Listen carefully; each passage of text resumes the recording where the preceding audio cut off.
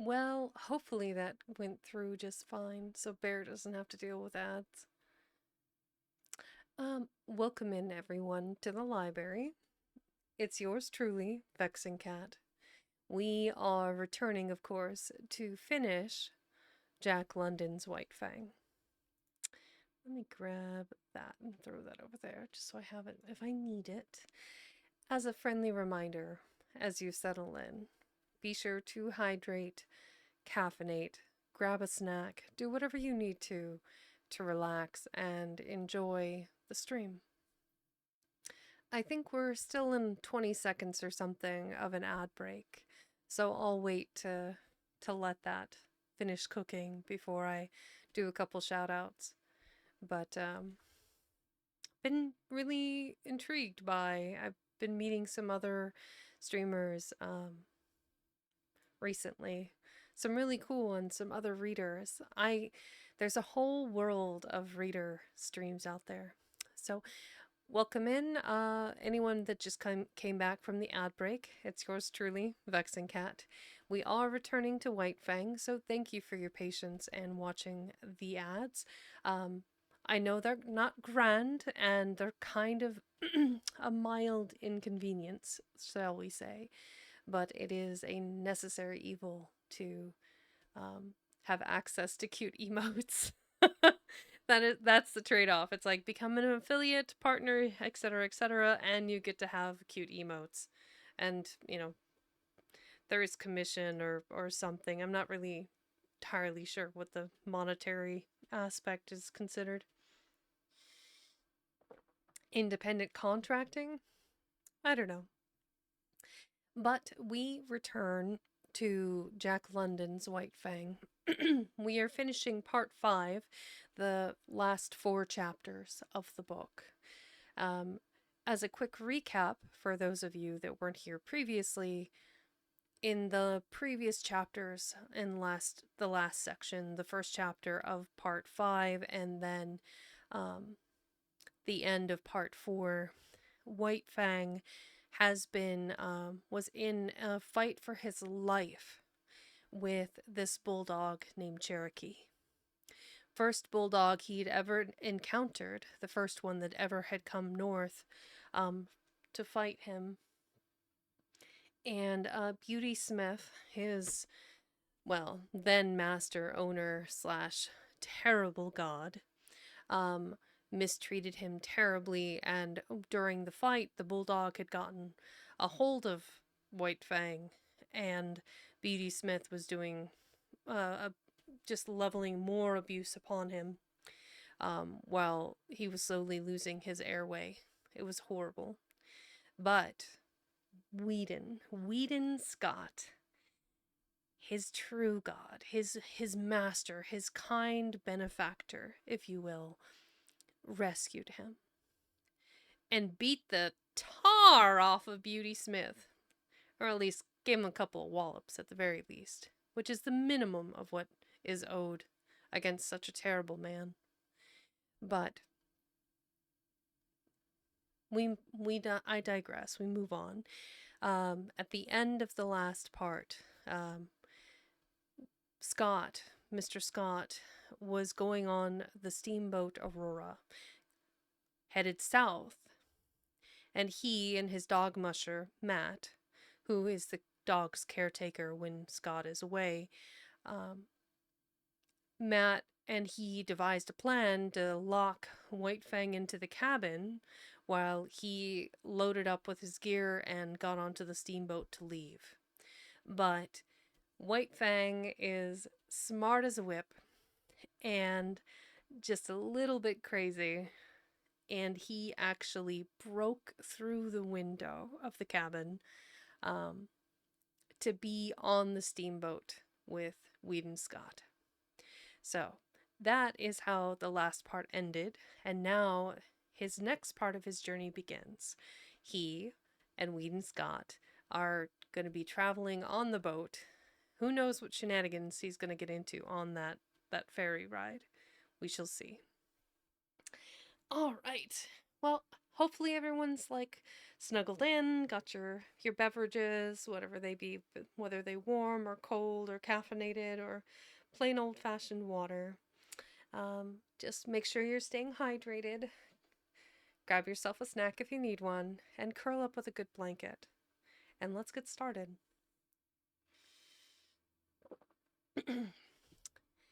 To part 5 of White Fang by Jack London, Chapter 2, The Southland. White Fang landed from the steamer in San Francisco. He was appalled.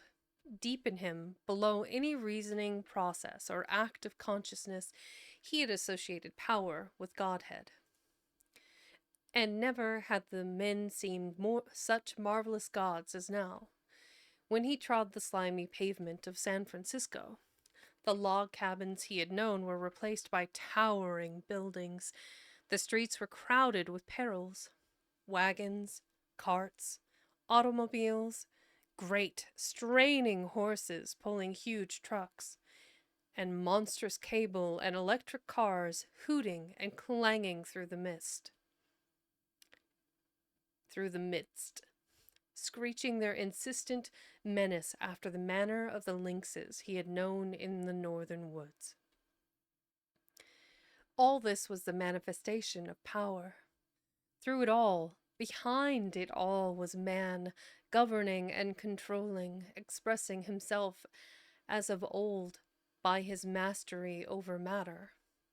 It was colossal, stunning. White Fang was awed. Fear sat upon him, as in his cubhood he had been made to feel his smallness and puniness. On the day he first came in from the wild to the village of Grey Beaver, so now, in his full-grown stature and pride of strength, he was made to feel small and puny. And there were so many gods. He was made dizzy by the swarming of them. The thunder of the street smote upon his ears. He was bewildered by the tremendous and endless rush and movement of things. As never before, he felt his dependence on the Love Master. Wow. Love Master. I'll bonk myself. Bonk. I am silly. So very silly. Okay. Pulling it together.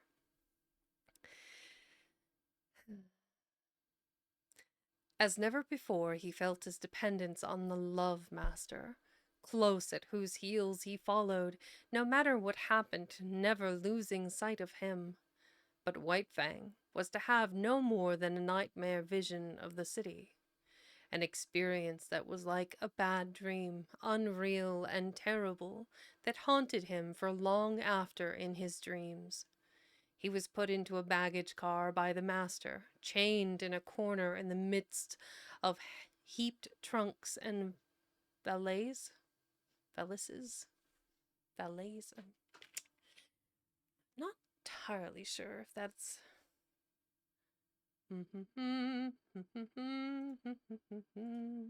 I know exactly what it is. Valises. Plural of valises. Valises. Valises. A small piece of luggage that can be carried by hand, used to hold clothing, toilet articles, suitcase.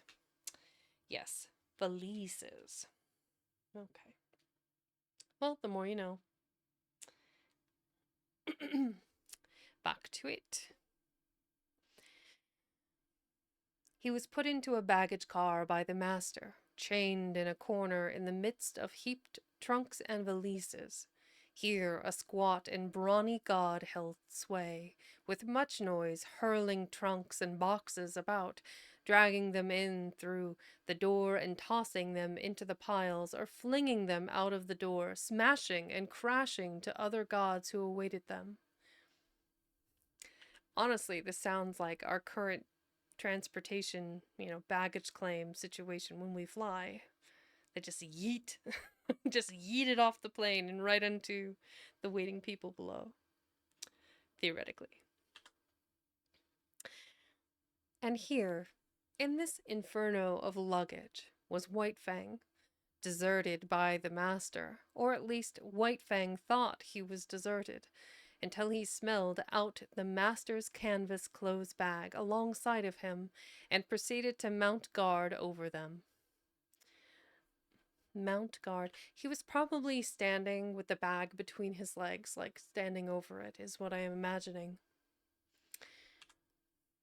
"'Bout time you come," growled the god of the car, an hour later when Weedon Scott appeared at the door.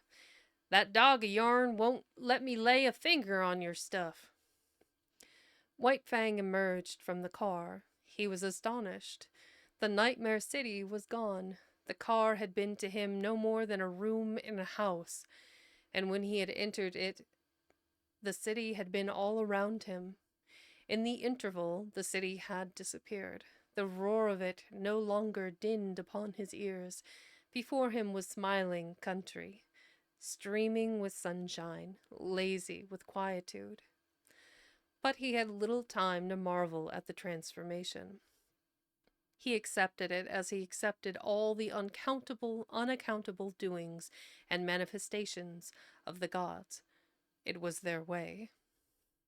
There was a carriage waiting. A man and a woman approached the master. The woman's arms went out and clutched the master around the neck. A hostile act. The next moment, Weedon Scott had torn loose from the embrace and closed with White Fang, who had become a snarling, raging demon.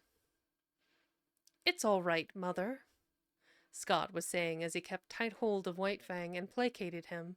"He thought you were going to injure me, and he wouldn't stand for it. It's all right. It's all right. He'll learn soon enough. And in the meantime, I may be permitted to love my son when his dog is not around," she laughed, though she was pale and weak from the fright. She looked at White Fang, who snarled and bristled and glared malevolently. "He'll have to learn, and he shall, without postponement," Scott said.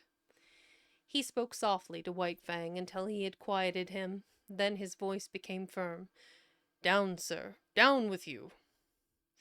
This had been one of the things taught him by the master, and White Fang obeyed, though he lay down reluctantly and sullenly.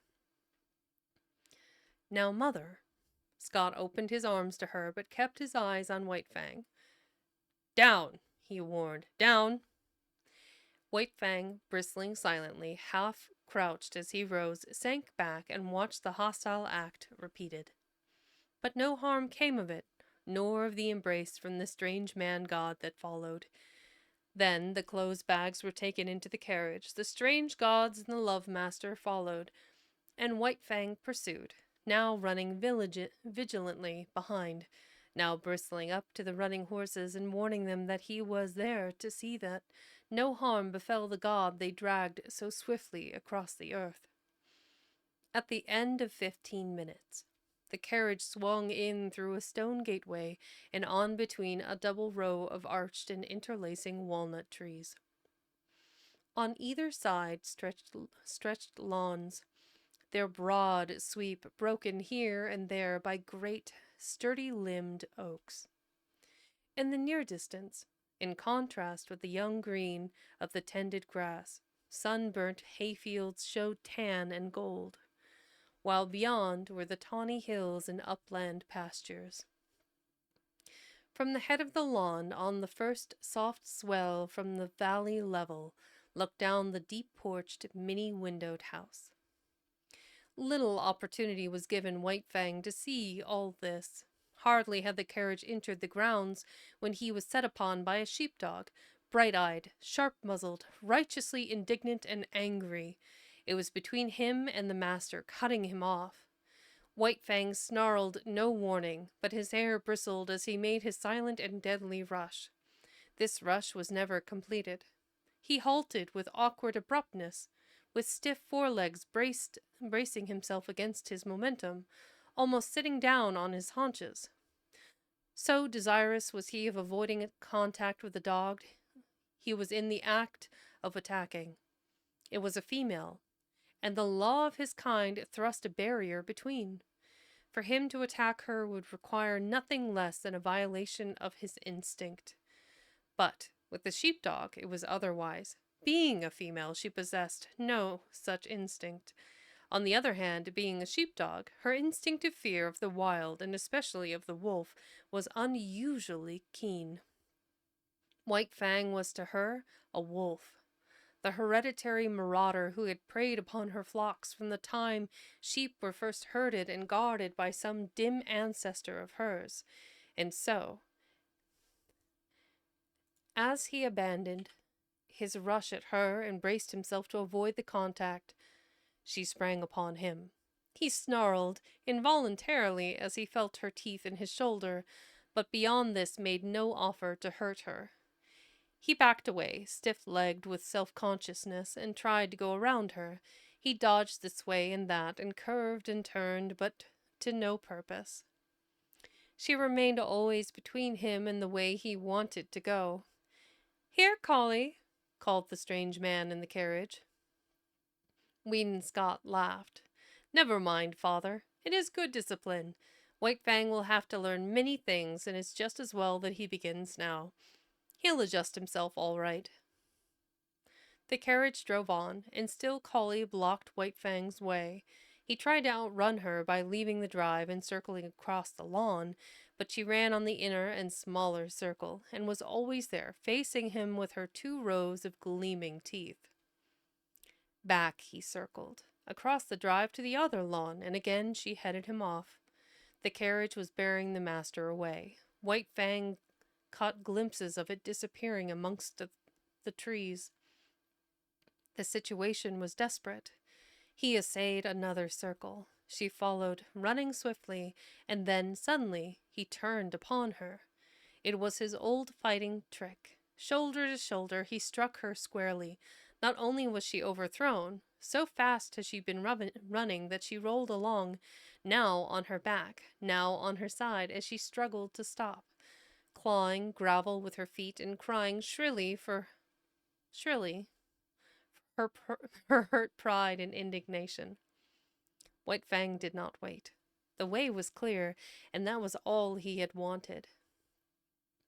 She took after him, never ceasing her outcry. It was the straight away now, and when it came to real running, White Fang could teach her things. She ran frantically, hysterically, straining to the utmost, advertising the effort she was making with every leap. And all the time, White Fang slid smoothly away from her, silently, without effort, gliding like a ghost over the ground.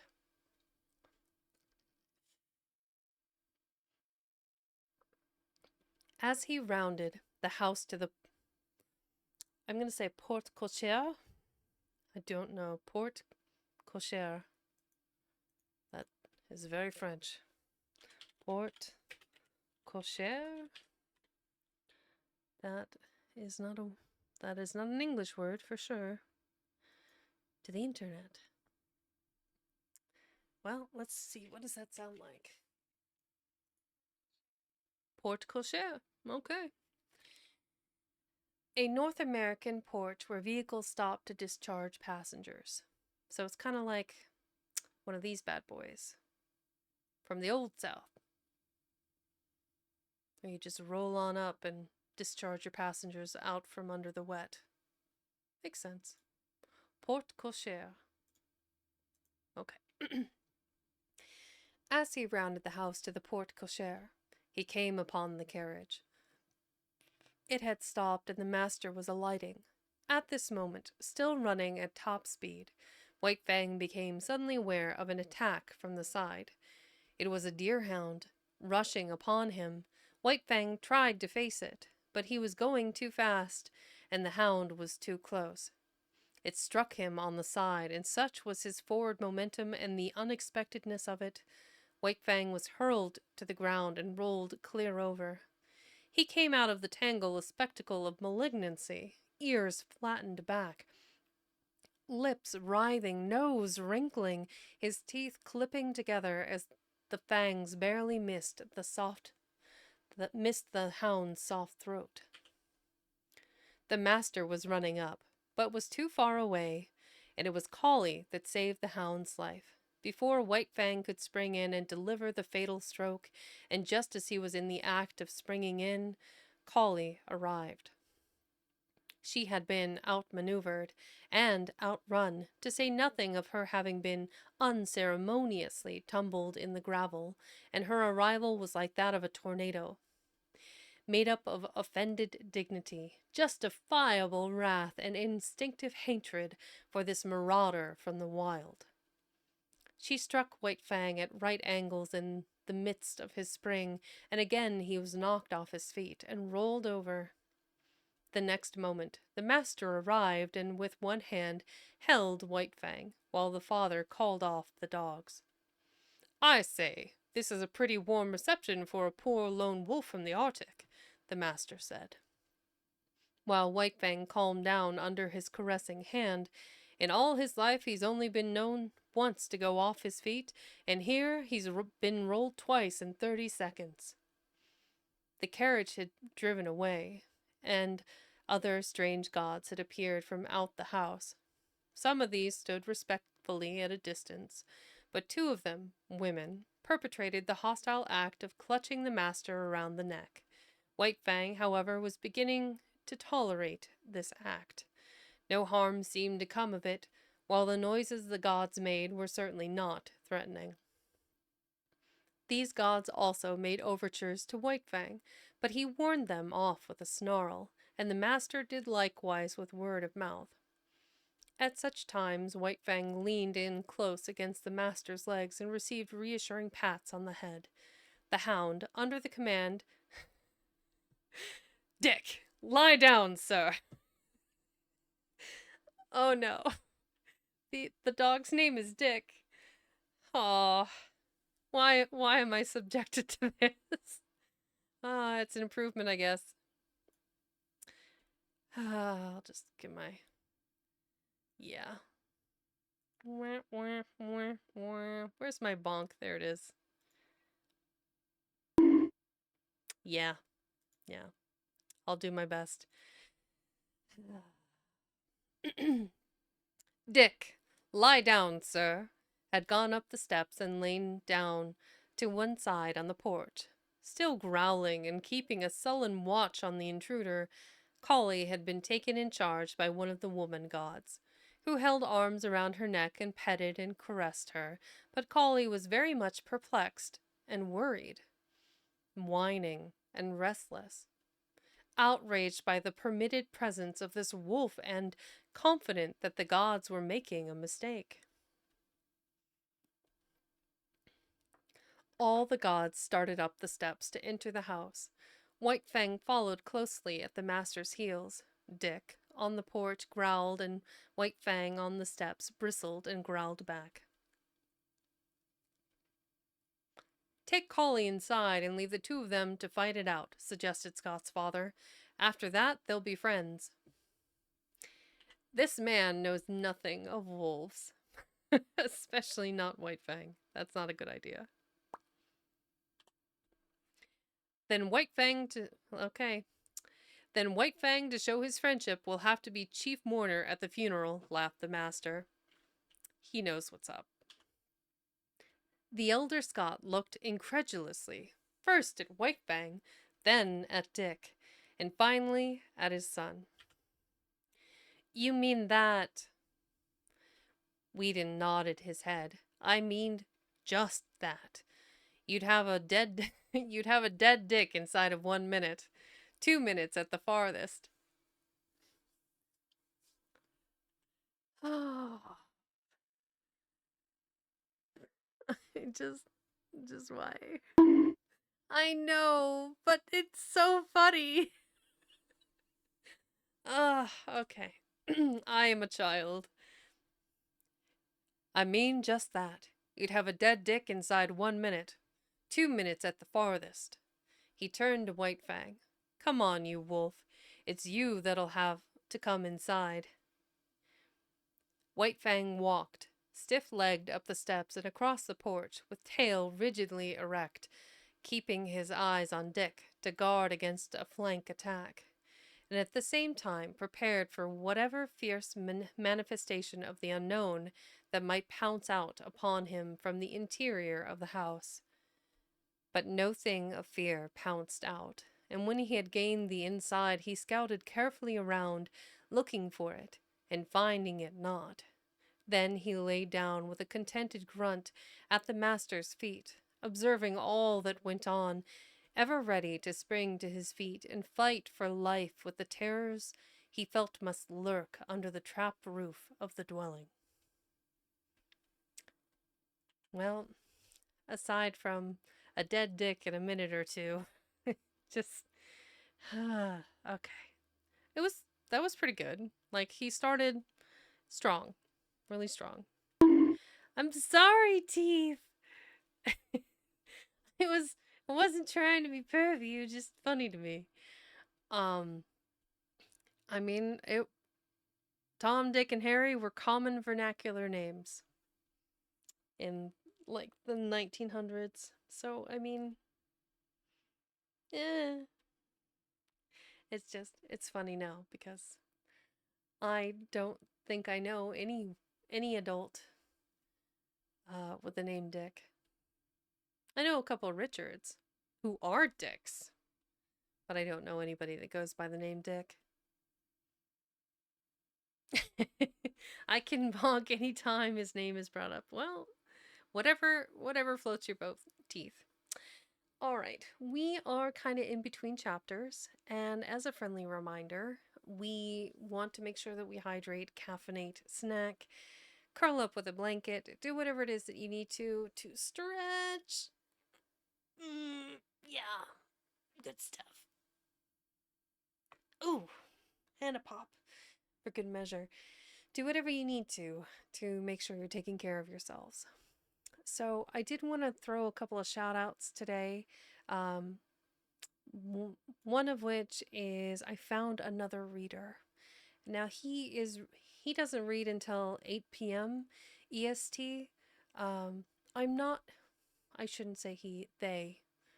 I believe they go by an it or its or they. I want to make sure I'm using the correct pronouns. So let me do a quick shout out for Neff here. Shout out for this name at Neff Durath, the lore keeper.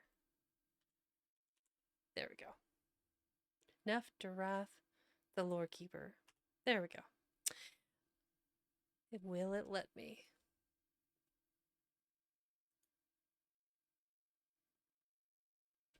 I would like to finish at least chapter 1 of this book before we're done.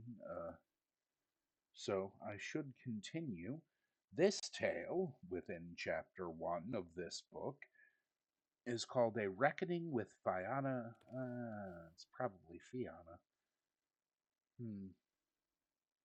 We're gonna go with Fiona for now. I don't feel like arguing with it. A reckoning with the Fiona's ancient bane.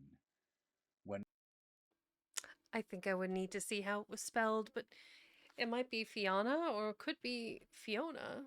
But I suppose I can only guess. But another streamer, and um, they do streaming under the same category of reading fun.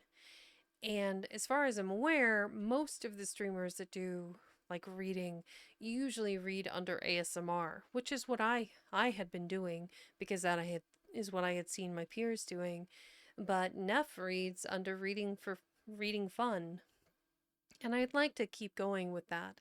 I don't know that that particular category is going to um, bring in a ton of people, and it really annoys me, but that the category doesn't have like a cool symbol um, like ASMR does. But we're here, and I am excited to see where this new category will take us. I've also been really fortunate that a couple of other streamers have joined the fray. Ruth Deuce. Ruth followed me earlier today, or I think yesterday. I think Ruth is a friend of Tiger Face. And then Ultra VT is another big streamer whom I have followed for a while, who is a friend of another streamer, Nimzo, who is an Australian streamer. But it's amazing, this community, this library, you wonderful listeners are growing slowly but surely, and hopefully the content that I'm putting out is enjoyable for each and every one of you. So I appreciate you sitting here and listening as I wander my way through various stories. Anyway, we are half past the hour. I'd like to get through another chapter. I imagine we'll probably be wrapping up kind of earlier today. We only have another what, 56 pages, give or take. Hi, Higara. We have 3 more chapters, and then that's it. No more White Fang. And I think we're out of the woods somewhat of the dark parts of the story. I think we're in the Oh, very thank you very much, Higara. I appreciate that. You are just a gifting fiend. Thank you for your generosity. Um, hopefully Tiger Faye can enjoy the emotes. If you haven't seen Tiger Faye's emotes, they're 10 out of 10. They make some really cute ones too. Okay, I digress. We are on to chapter 3. Let's see here. White Fang, Part 5, Chapter 3, The God's Domain. Not only was White Fang adaptable by nature, but he had traveled much and knew the meaning and necessity of adjustment. Here, in Sierra Vista, which was the name of Judge Scott's place, White Fang quickly began to make himself at home. He had no further serious trouble with the dogs. They knew more about the ways of the Southland gods than did he, and in their eyes he had qualified when he accompanied the gods inside the house. Wolf that he was, and unprecedented as it was, the gods had sanctioned his presence, and they, the dogs of the gods, could only recognize this sanction. Dick, perforce, had to go through a few stiff formalities at first, after which he calmly accepted White Fang as an addition to the premises. Had Dick had his way, they would have been good friends, but White Fang was averse to friendship. All he asked of other dogs was to be let alone. His whole life he had kept aloof from his kind, and he still desired to keep aloof. I'm not reading that out loud, Valis. I'm not doing it. Dick's overtures bothered him, so he snarled Dick away. In the north he had learned the lesson that he must let the master's dogs alone, and he did not forget that lesson now. But he insisted on his own privacy and self-seclusion, and so thoroughly ignored Dick that good-natured creature finally gave him up and scarcely took as much interest in him as in the hitching post near the stable. Not so with Collie. While she accepted him because it was the mandate of the gods, that was no reason that she should leave him in peace. Woven into her being was the memory of countless crimes he and his had perpetrated against her ancestry. Not in a day nor a generation were the ravaged sheepfolds to be forgotten. All this was a spur to her, pricking her to retaliation. She could not fly in the face of the gods who permitted him, but that did not prevent her from making life miserable for him in petty ways. A feud, ages old, was between them, and she, for one, would see to it that he was reminded. So Collie took advantage of her sex to pick upon White Fang and maltreat him. His instinct would not permit him to attack her, while her persistence would not permit him to ignore her. When she rushed at him, he turned his fur-protected shoulder to her sharp teeth and walked away stiff-legged and stately. When she forced him too hard, he was compelled to go about in a circle, his shoulder presented to her, his head turned from her, and on his face and in his eyes a patient and bored expression. Sometimes, however, a nip on his hindquarters hastened his retreat and made it anything but stately. But as a rule he managed to maintain a dignity that was almost solemnity. He ignored her existence whenever it was possible, and made it a point to keep out of her way. When he saw or heard her coming, he got up and walked off. There was much in other matters for White Fang to learn. Life in the Northland was simplicity itself when compared with the complicated affairs of Sierra Vista. First of all, he had to learn the family of the master. In a way, he was prepared to do this. As Mitsa and Klukuch had belonged to Grey Beaver, sharing his food, his fire, and his blankets, so now at Sierra Vista belonged to the Love Master all the denizens of the house. But in this matter there was a difference, and many differences. Sierra Vista was a far vaster affair than the tepee of Grey Beaver. There were many persons to be considered.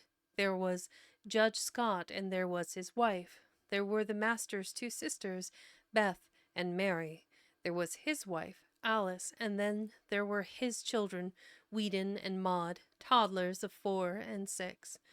There was no way for anybody to tell him about all these people, and of blood ties and relationship he knew nothing whatever, and never would be capable of knowing. Yet he quickly worked it out that all of them belonged to the master. Then, by observation, whenever opportunity offered, by study of action, speech, and the very intonations of the voice, he slowly learned the intimacy and the degree of favor they enjoyed with the master.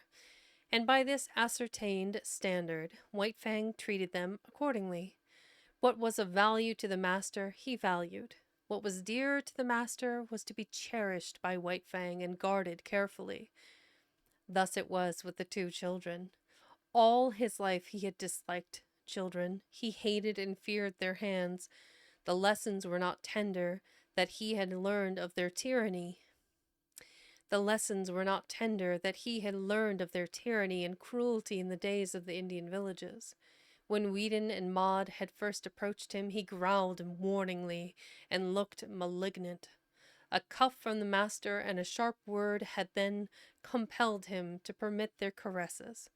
Though he growled and growled under their tiny hands, and in the growl there was no crooning note, later he observed that the boy and girl were of great value in the master's eyes. Then it was that no cuff, nor sharp word was necessary before they could pat him. Yet White Fang was never effusively affectionate.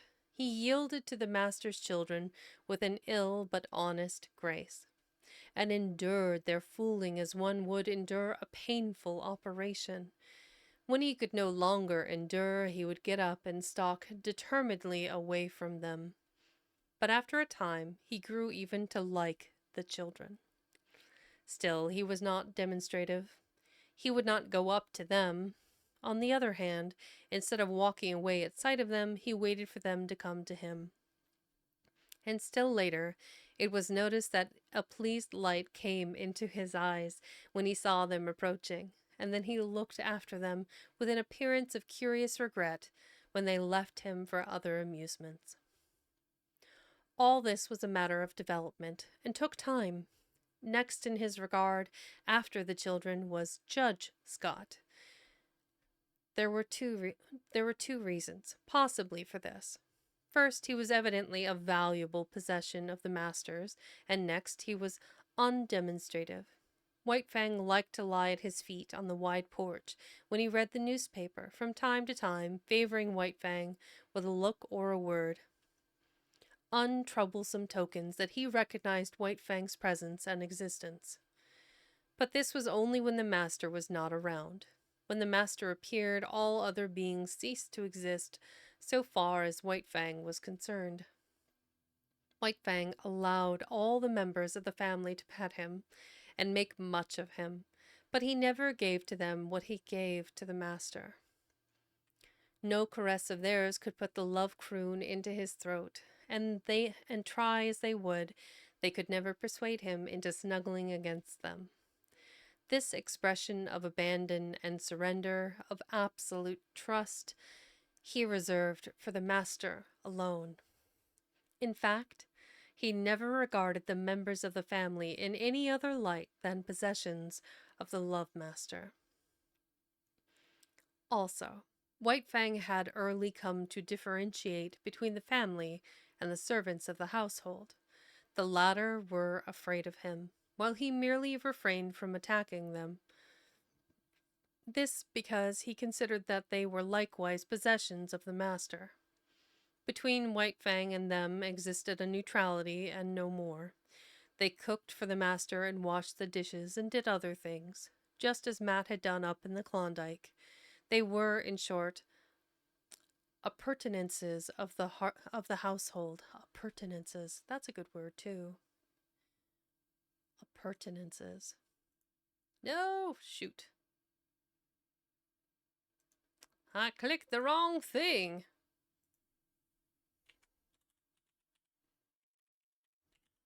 Did I spell that correctly? I did not. Oh. Multiple. Multiple definitions. Appurtenance. Appurtenance. Okay. Usually, appurtenance is something associated with accompanying or belonging to another thing, accessory, or to law. Usually, appurtenance is a right or privilege, outbuilding, or other asset belonging to and passing with a principal property.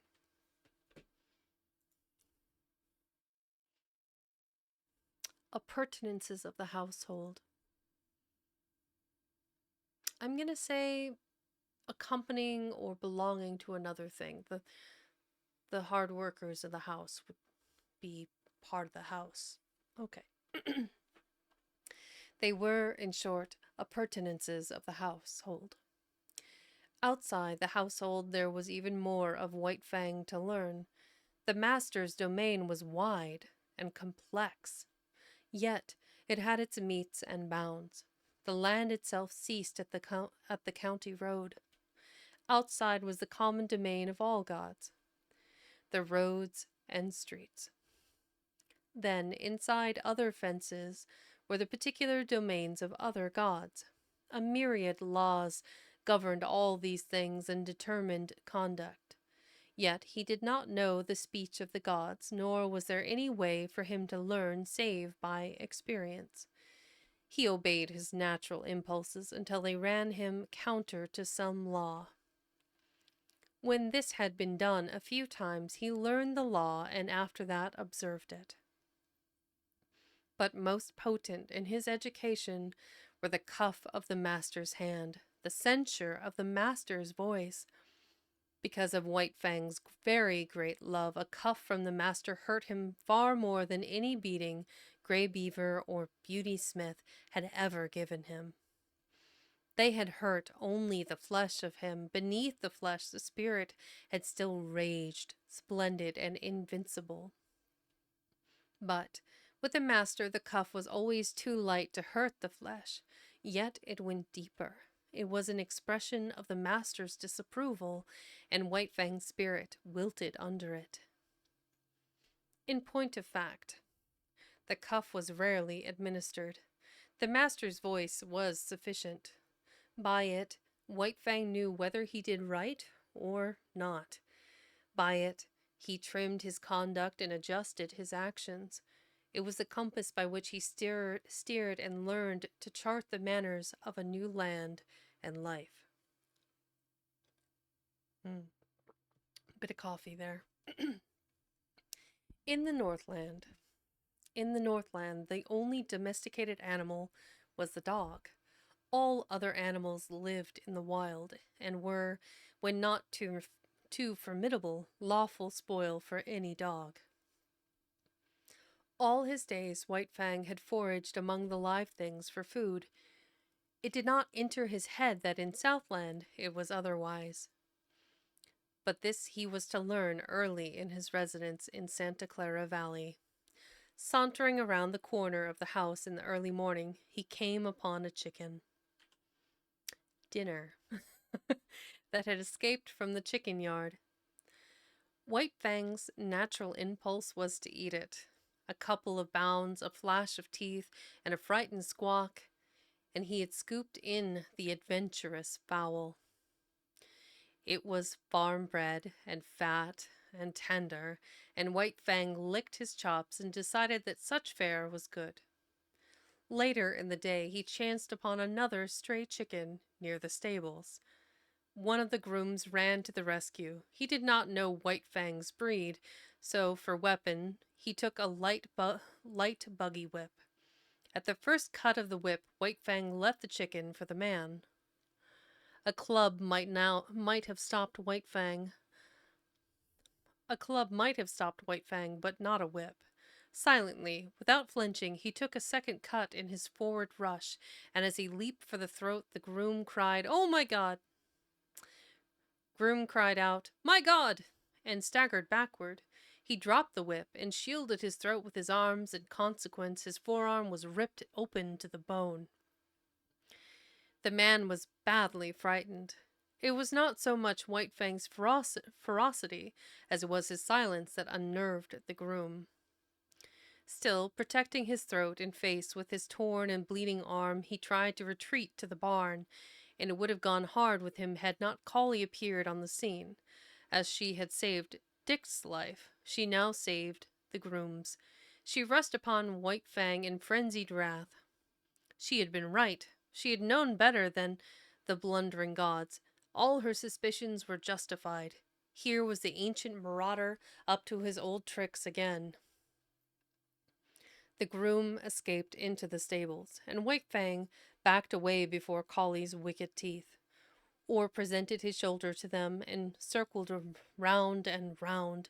But Collie did not give over, as was her wont after a decent interval of chastisement. On the contrary, she grew more excited and angry every moment until, in the end, White Fang flung dignity to the winds and frankly fled away from her across the fields. He'll learn to leave chickens alone, the master said, but I can't give him the lesson until I catch him in the act. 2 nights later came the act, but on more generous scale than the master had anticipated. White Fang had observed closely the chicken yards and the habits of the chickens. In the night time, after they had gone to roost, he climbed to the top of the pile of newly hauled lumber. From there he gained the roof of a chicken house, passed over the ridgepole, and dropped to the ground inside. A moment later, it was inside the house, and the slaughter began. In the morning, when the master came out on the porch, 50 white leghorn hens, I say, he murdered them all, laid out in a row by the groom, greeted his eyes. He whistled to himself softly, first with surprise, wow, and then, at the end, with admiration. His eyes were likewise greeted by White Fang, but about the latter there were no signs of shame nor guilt. He carried himself with pride, as though, forsooth, he had achieved a deed praiseworthy and meritorious.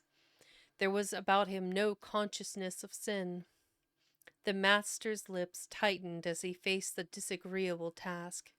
Then he talked harshly to the unwitting culprit, and in his voice there was nothing but godlike wrath. Also, he held White Fang's nose down to the slain hens, and at the same time cuffed him soundly.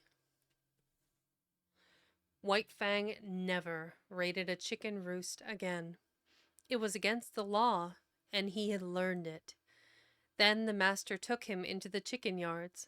White Fang's natural impulse when he saw the live food fluttering about him and under his very nose was to spring upon it. He obeyed the impulse, but was checked by the master's voice. They continued in the yards for half an hour. Time and again the impulse surged over White Fang, and each time as he yielded to it he was checked by the master's voice. Thus it was he learned the law, and ere he left the domain of the chickens, he had learned to ignore their existence. You can never cure a chicken killer. Judge Scott shook his head sadly at the luncheon table when his son narrated the lesson he had given White Fang. Once they've got the habit and the taste of blood. Again he shook his head sadly. But Weedon Scott did not agree with his father. I'll tell you what I'll do, he challenged, finally. I'll lock White Fang in with the chickens all afternoon. But think of the chickens! Oh, mercy! But think of the chickens, objected the judge. And furthermore, the son went on, for every chicken he kills, I'll pay you $1 gold coin of the realm. But you should penalize father, too, interposed Beth. Her sisters seconded her, and a chorus of approval arose from around the table. Judge Scott nodded his head in agreement. All right. Whedon Scott pondered for a moment. And if, at the end of the afternoon, White Fang hasn't harmed a chicken, for every 10 minutes of the time he has spent in the yard, you will have to say to him, gravely and with deliberation, just as if you were sitting on the bench and solemnly passing judgment, White Fang, you are smarter than I thought. From hidden points of vantage, the family watched the performance, but it was a fizzle. Locked in the yard and there deserted by the master, White Fang lay down and went to sleep. Once he got up and walked over the trough for a drink of water. The chickens he calmly ignored. So far as he was concerned, they did not exist. At 4 o'clock, he executed a running jump, gained the roof of the chicken house, and leaped to the ground outside, whence he sauntered gravely to the house.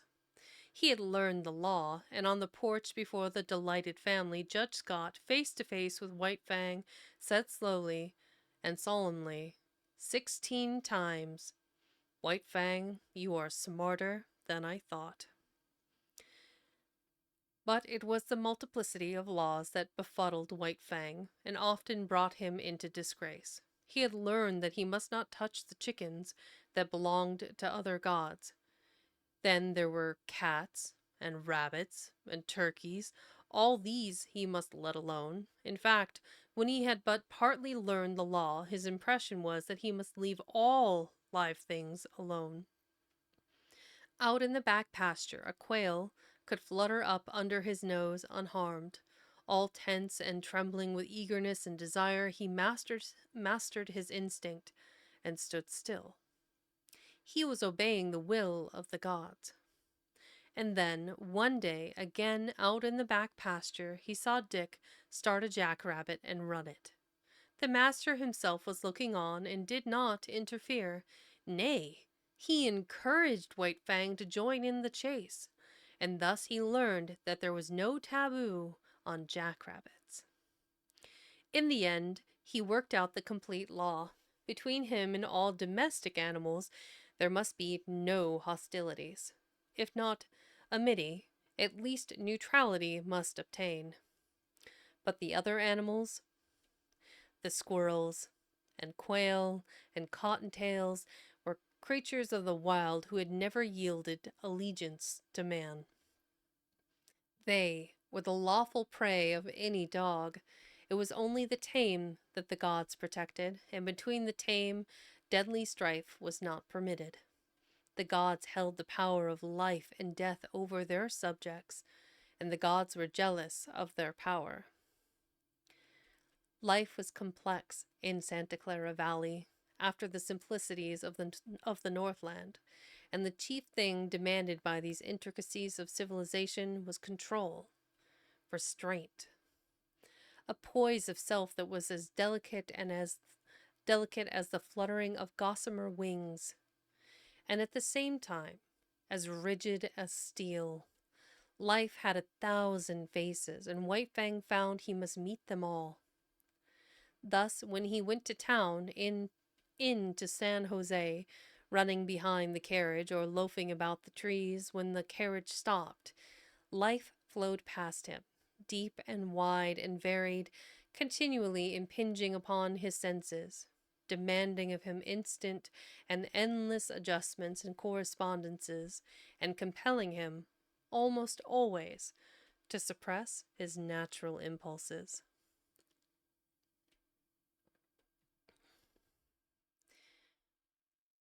There were butcher shops where meat hung within reach. The meat he must not touch. There were cats at the houses the master visited that he must let alone. and there were dogs everywhere that snarled at him and that he must not attack. And then, on the crowded sidewalks, there were persons innumerable whose attention he attracted. They would stop and look at him, point him out to one another, examine him, talk to him, and worst of all, pat him. And these perilous contacts from all these strange hands he must endure. Yet this endurance he achieved. Furthermore, he got over being awkward and self-conscious. In a lofty way he received the attentions of the multitudes of strange gods. With condescension, he accepted their condescension. On the other hand, there was something about him that prevented great familiarity. They patted him on the head and passed on, contented and pleased with their own daring. I like how we are just completely breezing over the fact that this wolf-dog hybrid attacked the groom from the stables, cut his arm down to the bone, and that was the end of it. No remuneration, no punishment for the wolf. White Fang got off scot-free with a chastisement from Collie. But the groom, of which we never heard again. Wild. But it was not all easy for White Fang. Running behind the carriage in the outskirts of San Jose, he encountered certain small boys who made a practice of flinging stones at him. Yet he knew that it was not permitted him to pursue and drag them down. Here he was compelled to violate his instinct of self-preservation, and violate it he did, for he was becoming tame and qualifying himself for civilization. He's just a little guy. Yeah, I mean, he's 90 pounds of wolf dog. He's hardly little, but yeah, I don't know. In this day and age, I don't think that would be possible. In 1906, clearly it was. Nevertheless, White Fang was not quite satisfied with the arrangement.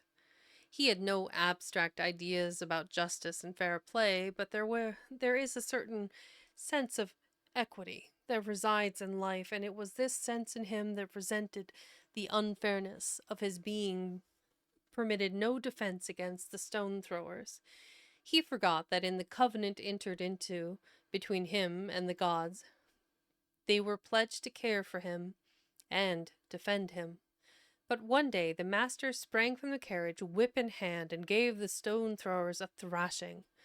After that they threw stones no more, and White Fang understood and was satisfied. One other experience of similar nature was his. On the way to town, hanging around the saloon at the crossroads, were 3 dogs that made a practice of rushing out upon him when he went by. Knowing his deadly method of fighting, the master had never ceased impressing upon White Fang the law he must not fight. As a result, having learned the lesson well, White Fang was hard put whenever he passed the crossroads saloon.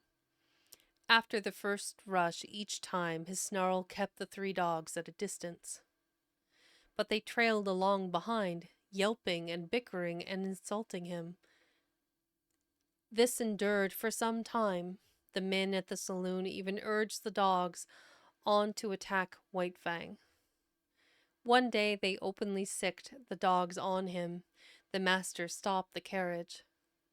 "Go to it," he said to White Fang. But White Fang could not believe. He looked at the master and he looked at the dogs. Then he looked back eagerly and questioningly at the master. The master nodded his head. "Go to them, old fellow. Eat them up." White Fang no longer hesitated. He turned and leaped silently among his enemies. All 3 faced him. There was a great snarling and growling, a clashing of teeth, and a flurry of bodies. The dust of the road arose in a cloud and screamed the battle. But at the end of several minutes, 2 dogs were struggling in the dirt, and a third was in full flight. He leaped a ditch, went through a rail fence and fled across a field. White Fang followed, sliding over the ground in wolf fashion and wolf speed, swiftly and without noise, and in the center of the field he dragged down and slew the dog. With this triple killing, this main troubles with dogs ceased. The word went up and down the valley, and men saw to it that their dogs did not molest the fighting wolf. Welcome in, Yami. Whomst! Whomst! For whomst does the bell tolls? Yes, welcome in. Yami was also from that amazing community that was from the lore keeper, Neff. I got to watch some of your stream yesterday, actually, Yami, which was nice. What was it you were playing? Was it Monster Hunter? I think it was. I'm bad at recognizing what games are. Not my area. Yes, Monster Hunter World. There we go. Yes. Neff finished their stream, and then we went into Yami's stream. And Yami is a moderator for Neff, and I think Neff is a moderator for you. I might be misrecalling. It was late. At either road, we are between chapters, and as a friendly reminder, hydrate, caffeinate, grab a snack, take care of yourself, and settle in for more of the story. Excellent. Yes. Neff is a good. I don't know what the genderless pronoun form of fellow would be. Person. They are a good person. Yes. Good moderator too. Drink water. Hydrate, stretch, yada yada yada. Okay. Those aren't just for me, they're all for you as well. Moist. Yeah. Okay. Well, we are down to the last 2 chapters. Lols, I was about to eat dinner, so I have it covered. Fair enough. Water and your burger. Oh, that sounds nice. I don't quite know yet what I'll do for dinner, but, you know, I'm at the other end of the US here in Alaska, so it's 3 o'clock. It's a bit early for dinner, so in like 3 hours I'll start thinking about it. Bear with me just a second.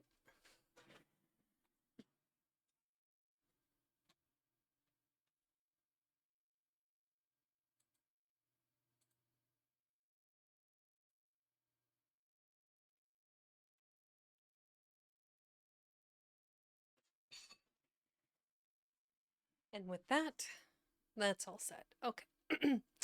So we return to chapter 4 of 5 of part 5 of the last part of White Fang by Jack London. For those of you that weren't here before, White Fang is settling in on, his Whedon Scott's family farm. I think it was Sierra Vista. Collie is a sheepdog that runs around, and then there is Dick the deerhound. And after one particularly spectacular afternoon with his master in the chicken coop, he has since now ignored all chickens and has learned that the domesticated animals are off limits, but wild quail, squirrels, rabbits, and whatnot are fair game. Okay. We return to the story. The months came and went. There was plenty of food and no work in the Southland, and White Fang lived fat and prosperous and happy. Not alone was he in the geographical Southland, for he was in the Southland of life. Human kindness was like a sun shining upon him, and he flourished like a flower planted in good soil. And yet, he remained somehow different from other dogs. He knew the law better than did the dogs that had known no other life, and he observed the law more punctitious, punctiliously, punctiliously to the internet here.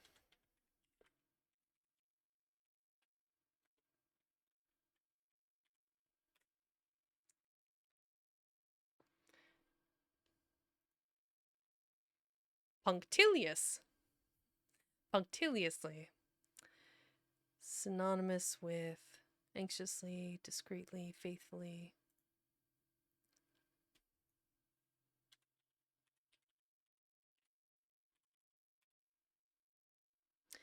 Extremely attentive to punctilios, a strict or exact in the observance of the formalities or amenities of conduct or actions.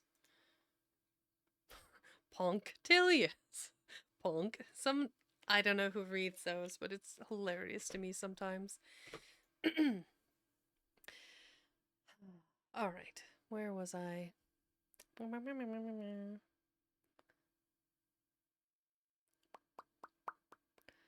There we go. He knew the law even better than did the dogs that had known no other life.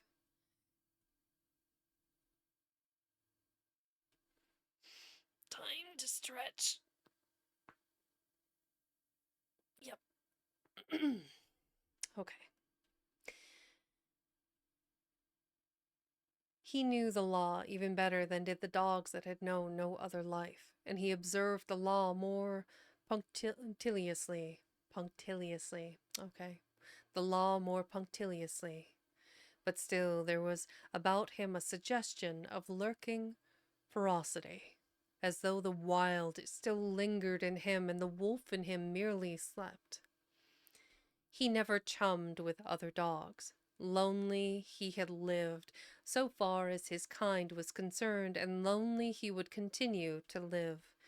In his puppyhood, under the persecution of Lip Lip and the puppy pack, and in his fighting days with Beauty Smith, he had acquired a fixed aversion for dogs. The natural course of his the natural course the natural course of his life had been diverted, and, recoiling from his kind, he had clung to the human. Besides, all Southland dogs looked upon him with suspicion. He aroused in them their instinctive fear of the wild, and they greeted him always with a snarl and a growl and belligerent hatred.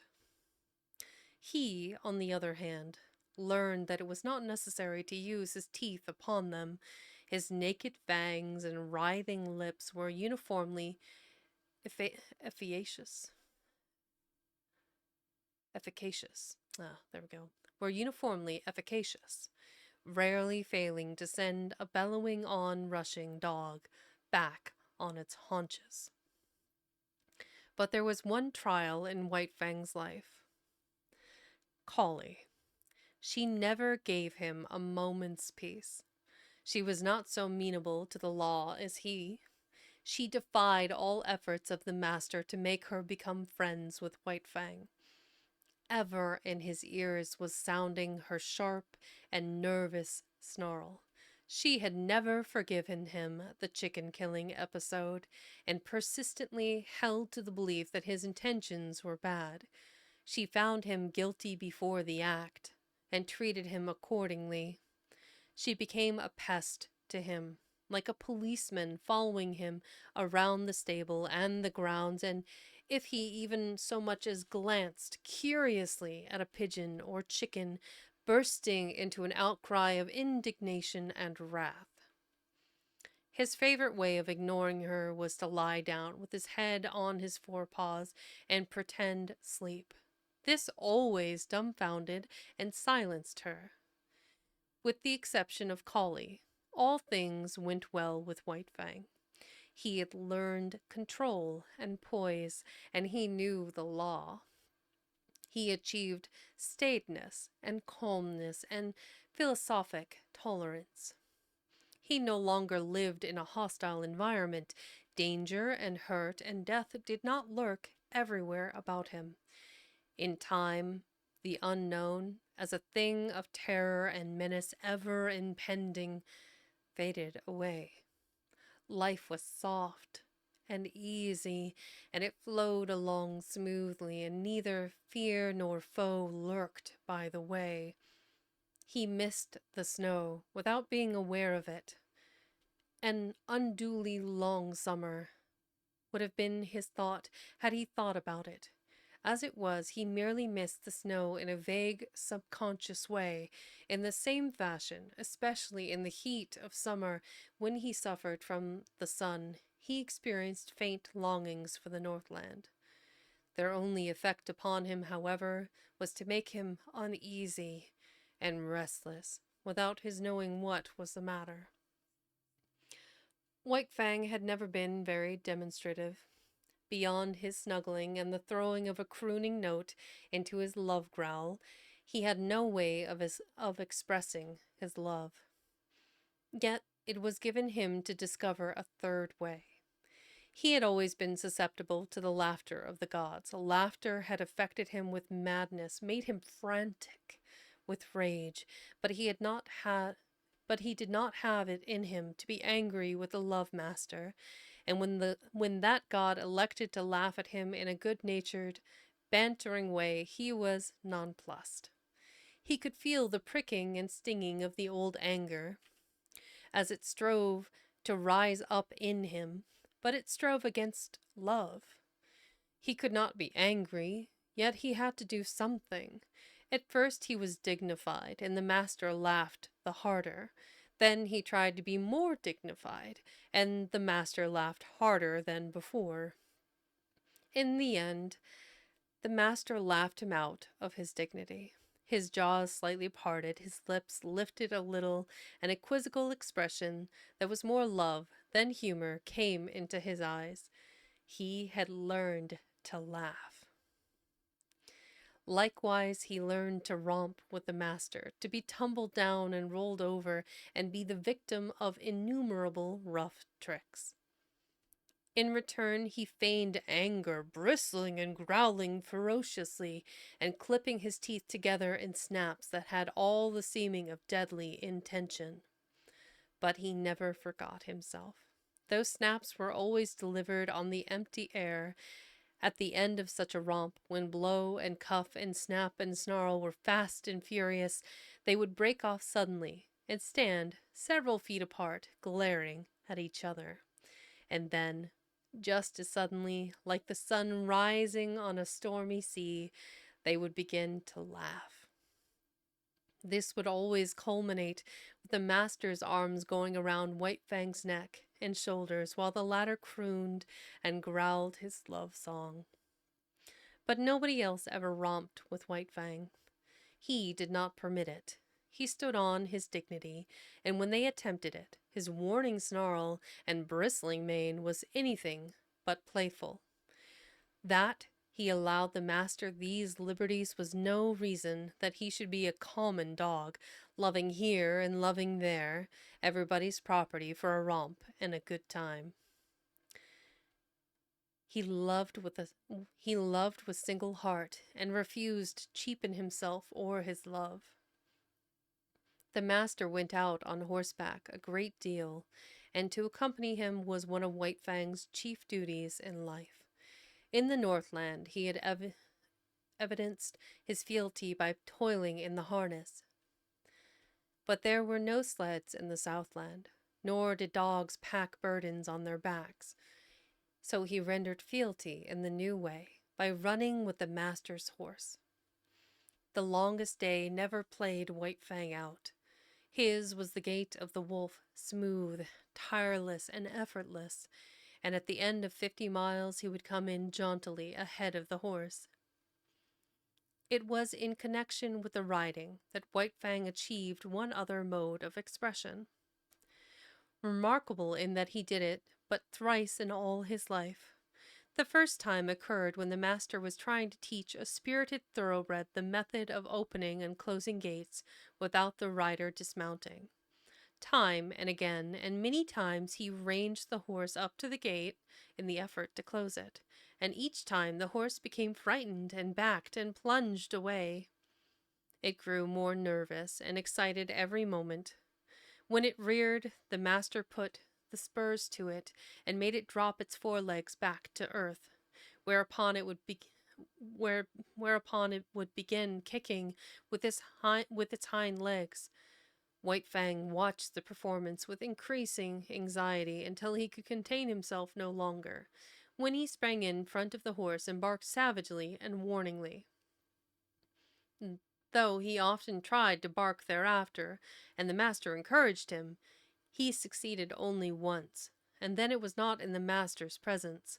A scamper across the pasture, a jackrabbit rising suddenly under the horse's feet, a violent shear, a stumble, a fall to earth, and a broken leg for the master were the cause of it.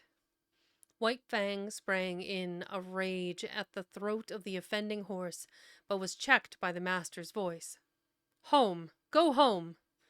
the master commanded. When he had ascertained his injury, White Fang was disinclined to desert him. The master thought of writing a note, but searched his pockets vainly for pencil, and paper. Again he commanded White Fang to go home. The latter regarded him wistfully, started away, then returned and whined softly. The master talked to him gently but seriously, and he cocked his ears and listened with painful intentness. "That's all right, old fellow. You just run along home," ran the talk. "Go on home and tell them what's happened to me. Home with you, you wolf. Get along. Home." White Fang knew the meaning of home, and though he did not understand the remainder of the master's language, he knew it was his will that he should go home. He turned and trotted reluctantly away, then he stopped, undecided, and looked back over his shoulder.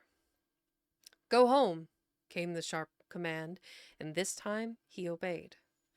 The family was on the porch, taking the cool of the afternoon, when White Fang arrived.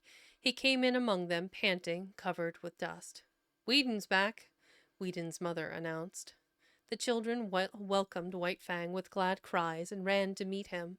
He avoided them and passed down the porch, but they cornered him against a rocking chair and the railing. He growled and tried to push by them. Their mother looked apprehensively in their direction. "I confess, he makes me nervous around the children," she said. "I have a dread that he will turn upon them unexpectedly some day." Growling savagely, White Fang sprang out of the corner, overturning the boy and the girl. The mother called them to her and comforted them, telling them not to bother White Fang. "A wolf is a wolf," commented Judge Scott. "There is no trusting one."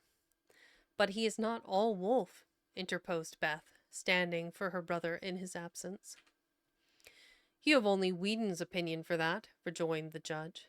"He merely surmises that there is some strain of dog in White Fang, but as he will tell you himself, he knows nothing about it. As for his appearance—" Welcome in. Oh, Gandalf, you subscribed. Thank you so much. That's very kind of you. Thank you for subscribing. I'm glad you're enjoying the story and my reading.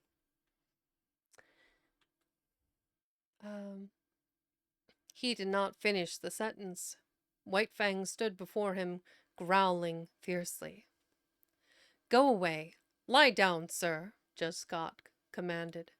White Fang turned to the love master's wife. She screamed with fright as he seized her dress in his teeth and dragged on it till the frail fabric tore away.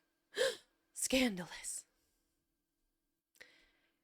By this time he had become the center of interest. He had ceased from his growling and stood, head up, looking into their faces. His throat worked spasmodically, but made no sound.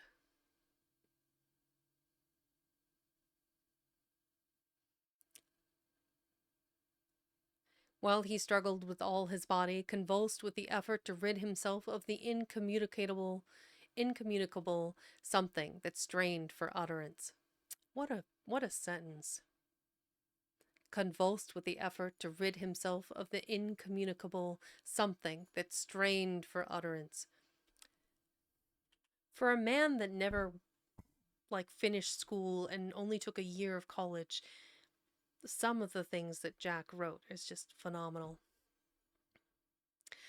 Oh, you like my stream concept? Oh, I really appreciate that. Thank you.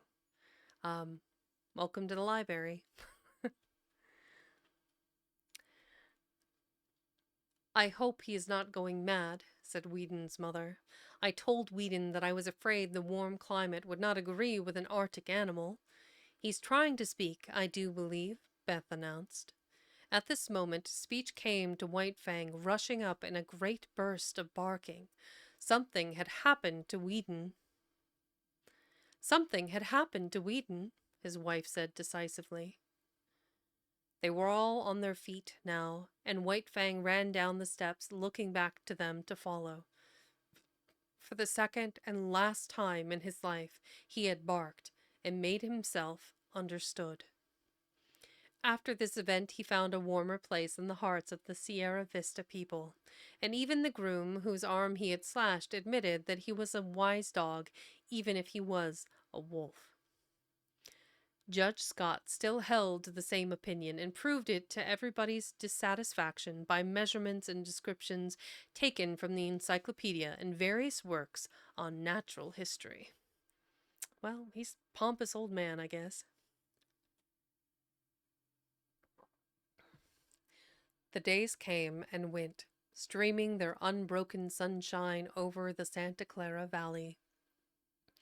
But as they grew shorter and White Fang's second winter in the Southland came on, he made a strange discovery. Collie's teeth were no longer sharp. There was a playfulness about her nips and a gentleness that prevented them from really hurting him. He forgot that she had made his life a burden to him, and when she disported herself around him, he responded solemnly, striving to be playful and becoming no more than ridiculous. One day, she led him off on a long chase through the back pasture and into the woods. It was the afternoon that the master was to ride, and White Fang knew it. The horse stood saddled and waiting at the door.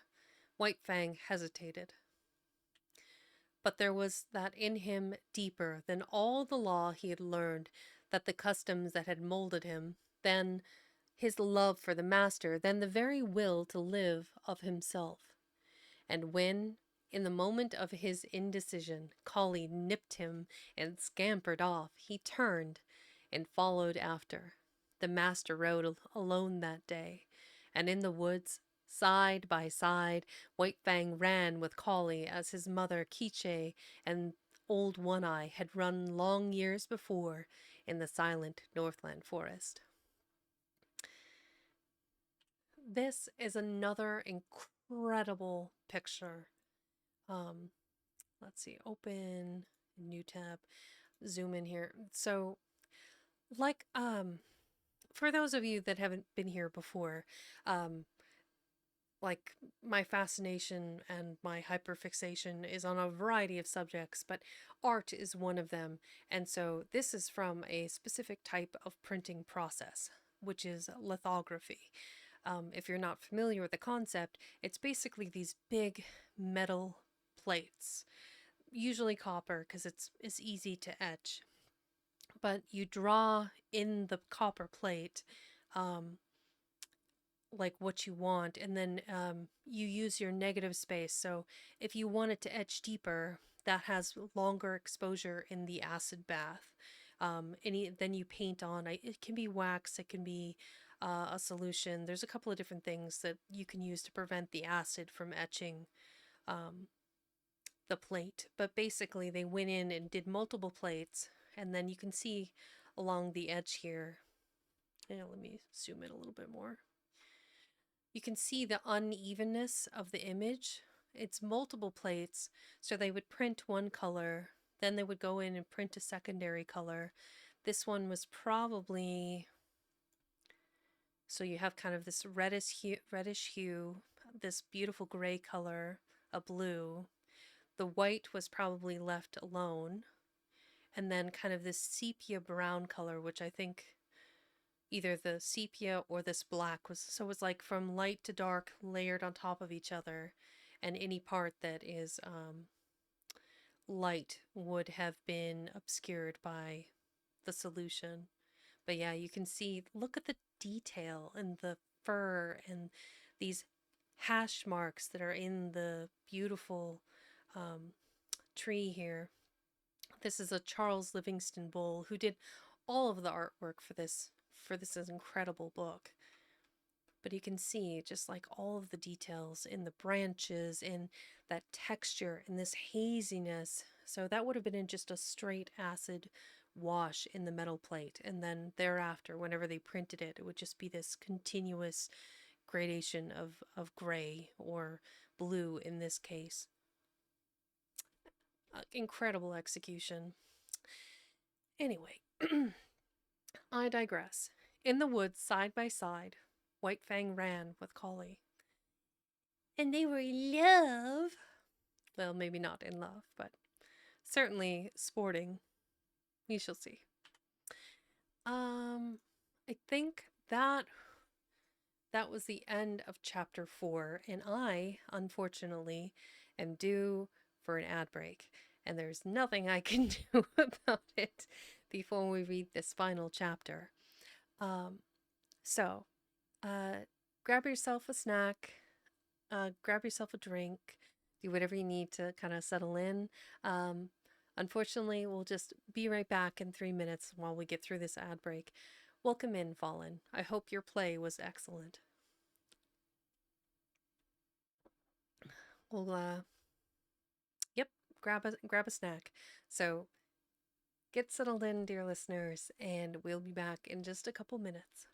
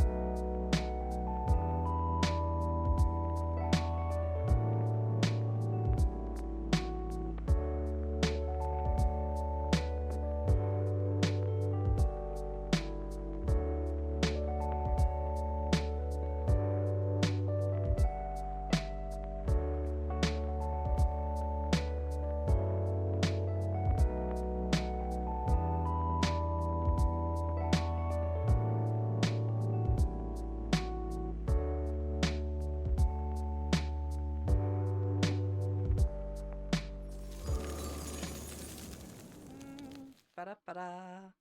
Ta-da! All right, and we're back. Welcome in, dear listeners, if you are new or if you are just returning. As a friendly reminder, hello. I'm Vexen Cat, your local tiger librarian. I read classical literature and poetry, occasionally play video games, and once I understand the appropriate equipment, perhaps I too will do art streams, and we can talk about the plethora of weird art related knowledge from gouache and watercolor to various types of colored pencil medium and techniques to, I don't know, acrylic. I don't really dabble in oil, mostly because I don't like the smell. Um, have done oil, could do oil, chooses not to do oil painting. Charcoal, pastels, watercolor inks, acrylic inks, calligraphy.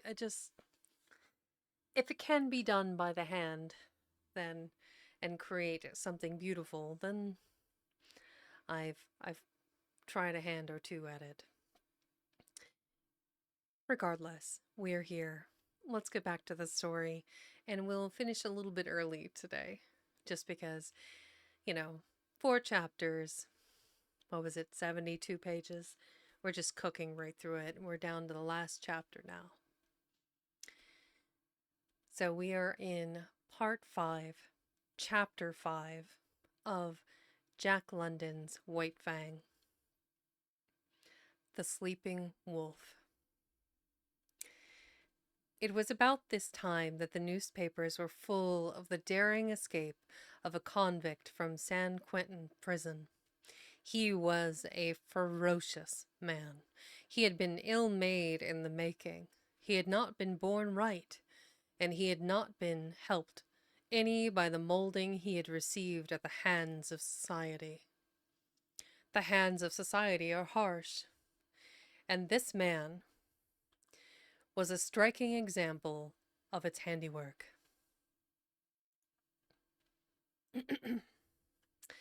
He was a beast. A human beast, it is true, but nevertheless, so terrible a beast that he can best be characterized as carnivorous. In San Quentin prison he had proved incorrigible.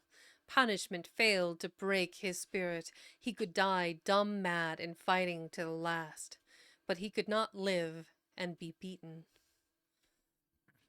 The more fiercely he fought, the more harshly society handled him, and the only effect of harshness was to make him fiercer. Straitjackets, starvation, and beatings and clubbings were the wrong treatment for Jim Hall. But it was the treatment he received. It was the treatment he had received from the time he was a little pulpy boy in a San Francisco slum. Soft clay in the hands of society and ready to be formed into something. It was during Jim Hall's 3rd term in prison that he encountered a guard that was almost as great a beast as he. The guard treated him unfairly, lied about him to the warden, lost him his credits, persecuted him. The difference between them was that the guard carried a bunch of keys and a revolver. Jim Hall had only his naked hands and his teeth. But he sprang upon the guard one day and used his teeth on the other's throat, just like any jungle animal. Interesting word choice, jungle. I would have used wild beast, but to each their own. After this, Jim Hall went to live in the incorrigible cell. He lived there 3 years. The cell was of iron, the floor, the walls, the roof. He never left this cell. He never saw the sky, nor the sunshine. Day was a twilight, and night was a black silence. He was in an iron tomb, buried alive. He saw no human face, spoke to no human thing. When his food was shoved into him, he growled like a wild animal. He hated all things. For days and nights he bellowed his rage at the universe. For weeks and months he never made a sound. In the black silence, eating his very soul. He was a man and a monstrosity, a fearful thing of fear, as ever gibbered in the visions of a maddened brain. Sounding slightly familiar to those that were here for part 3. Well, part 3, part 4, when White Fang was living in the care of Beauty Smith.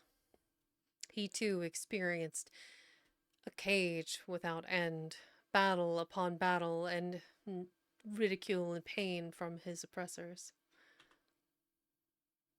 And then, one night, he escaped. The warden said it was impossible, but nevertheless the cell was empty, and half in, half out of it lay the body of a dead guard. 2 other dead guards marked his trail through the prison to the outer walls, and he had killed with his hands to avoid noise. He was armed with the weapons of the slain guards, a live arsenal that fled through the hills pursued by the organized might of society. A heavy price of gold was upon his head. Avarice farmers hunted him with shotguns. His blood might pay off a mortgage or send a son to college. Public-spirited citizens took down their rifles and went out after him. A pack of bloodhounds followed the way of his bleeding feet. And the sleuth-hounds of the law, the paid fighting animals of society, with telephone and telegraph and special train, clung to his trail night and day. Sometimes they came upon him, and men faced him like heroes, or stampeded through barbed wire fences to the delight of the Commonwealth reading the accounts at the breakfast table. It was after such encounters that the dead and wounded were carted back to the towns, and their places filled by men eager for the manhunt. And then Jim Hall disappeared. The bloodhounds vainly quested on the lost trail. Inoffensive ranchers in remote valleys were held up by armed men and compelled to identify themselves, while the remains of Jim Hall were discovered on a dozen mountainsides by greedy claimants for blood money. In the meantime, the newspapers were read at Sierra Vista.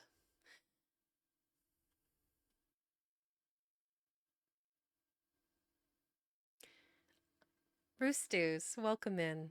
I'm EP Lurky. Hope you have a sick day, besties. Don't ever hesitate to use exclamation point lurk. It's one of the pre-made commands I have set up. So you're just here to listen in. There you go. Roostos has wandered into the Do Not Disturb section of the library. We hope you enjoy the ambiance. In the meantime, thank you for lurking. I should make that an audio. One of these days, I'll remember. The women were afraid. Judge Scott pooh-poohed and laughed, but not with reason, for it was in his last days on the bench that Jim Hall had stood before him and received sentence. And in open courtroom, before all men, Jim Hall had proclaimed that the day would come when he would wreak vengeance on the judge that sentenced him. For once, Jim Hall was right. He was innocent of the crime for which he was sentenced. It was a case, in the parlance of thieves and police, of railroading. Jim Hall was being railroaded to prison for a crime he had not committed. Because of the 2 prior convictions against him, Judge Scott imposed upon him a sentence of 50 years. Judge Scott did not know all things, and he did not know that he was party to a police conspiracy, that the evidence was hatched and perjured, that Jim Hall was guiltless of the crime charged, and Jim Hall, on the other hand, did not know that Judge Scott was merely ignorant. Jim Hall believed that the judge knew all about it and was hand in glove with the police in the perpetration of the monstrous injustice. So it was, when the doom of 50 years of living death was uttered by Judge Scott, that Jim Hall, hating all things in the society that misused him, rose up and raged in the courtroom until dragged down by half a dozen of his blue-coated enemies. To him, Judge Scott was the keystone in the arch of injustice, and upon Judge Scott he emptied the vials of his wrath and hurled the threats of his revenge yet to come. Then Jim Hall went to his living death and escaped. Of all this, White Fang knew nothing. But between him and Alice, the master's wife, there existed a secret. Each night, after Sierra Vista had gone to bed, she arose and let in White Fang to sleep in the big hall. Now, White Fang was not a house dog, nor was he permitted to sleep in the house, so each morning early she slipped down and let him out before the family was awake. On one such night, while all the house slept, White Fang awoke and lay very quietly. And very quietly he smelled the air and read the message it bore of a strange god's presence, and to his ears came sounds of the strange god's movements. White Fang burst into no furious outcry. It was not his way. The strange god walked softly, but more softly walked White Fang, for he had no clothes to rub against the flesh of his body. He followed silently. In the wild he had hunted live meat that was infinitely timid, and he knew the advantage of surprise. The strange god paused at the foot of the great staircase and listened, and White Fang was as dead, so without movement was he as he watched and waited. Up that staircase the way led to the Love Master, and to the Love Master's dearest possessions. White Fang bristled, but waited. The strange god's foot lifted. He was beginning the ascent. Then it was that White Fang struck. He gave no warning, with no snarl anticipated his own action. Into the air he lifted his body in the spring that landed him on the strange god's back. White Fang clung with his forepaws to the man's shoulders, at the same time burying his fangs into the back of the man's neck. He clung on for a moment, long enough to drag the god over backward. Together they crashed to the floor. White Fang leaped clear, and as the man struggled to rise, was in again with the slashing fangs. Sierra Vista awoke in alarm. The noise from downstairs was as that of a score of battling fiends. There were revolver shots. A man's voice screamed once in horror and anguish. There was a great snarling and growling, and over all arose a smashing and crashing of furniture and glass. But almost as quickly as it had arisen, the commotion died away. The struggle had not lasted more than 3 minutes. The frightened household clustered at the top of the stairway. From below, as from out an abyss of blackness, came up a gurgling sound, as of air bubbling through water. Sometimes this gurgle became sibilant, almost a whistle. But this too quickly died down and ceased. Then naught came up out of the blackness, save a heavy panting of some creature struggling sorely for air. Weedon Scott pressed a button, and the staircase and downstairs hall were flooded with light. Then he and Judge Scott, revolvers in hand, cautiously descended. There was no need for this caution. White Fang had done his work. In the midst of the wreckage of overthrown and smashed furniture, partly on his side, his face hidden by an arm, lay a man. Weedon Scott bent over, removed the arm, and turned the man's face upward. A gaping throat explained the manner of his death. Jim Hall, said Judge Scott, and father and son looked significantly at each other. Then they turned to White Fang.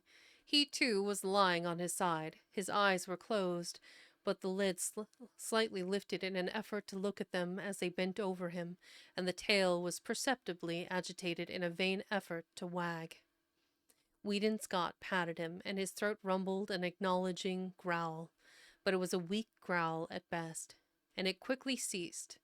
His eyelids drooped and went shut, and his whole body seemed to relax and flatten out upon the floor. "He's all in, poor devil," muttered the master. "We'll see about that," asserted the judge as he started for the telephone. "Frankly, he has one chance in 1,000, announced the surgeon, after he'd worked an hour and a half on White Fang.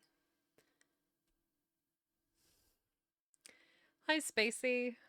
Spacey Tora, everyone. This is another streamer who's amazing. Drink water. Become. You got it. Moist. Yeah. I shall hydrate.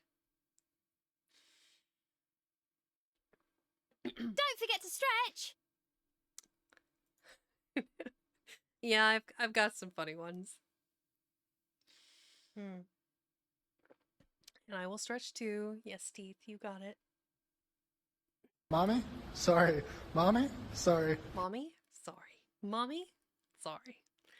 We're just running through them. For those of you that haven't seen Spacey Tora's work before, let me go ahead and give them a quick shout out. Probably enough of time has passed. So Tora is a variety streamer. Mostly, I would say mostly gaming, but you do some art streams too, don't you? I think most of what I've seen has been gaming, depending. Good games. Don't end the heart! Daddy.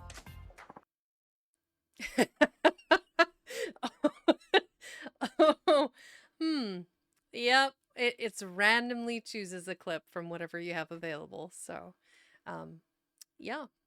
Yep. Okay. It was Yakuza. I'm innocent. Fair enough. Most of what I've seen you playing is like, what was that rubber duck one? That one was really cute. And then, more recently, you've been playing. Oh gosh. See, this is why I'm terrible with naming games. I can remember like shades of Vermilion and Chartreuse, but I can't remember the name of various games. I go to tell you.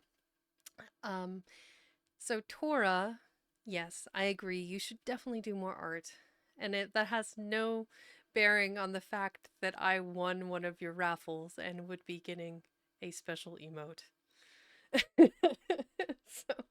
But no, I love your art. Most of, I believe all of your emotes are done by you, aren't they? Or do you have some done by Day? I'm not 100% sure. I haven't looked at them all individually. But, so Spacey has this amazing, what would you call it? What is solar? Is solar like your counterpart, or is that your,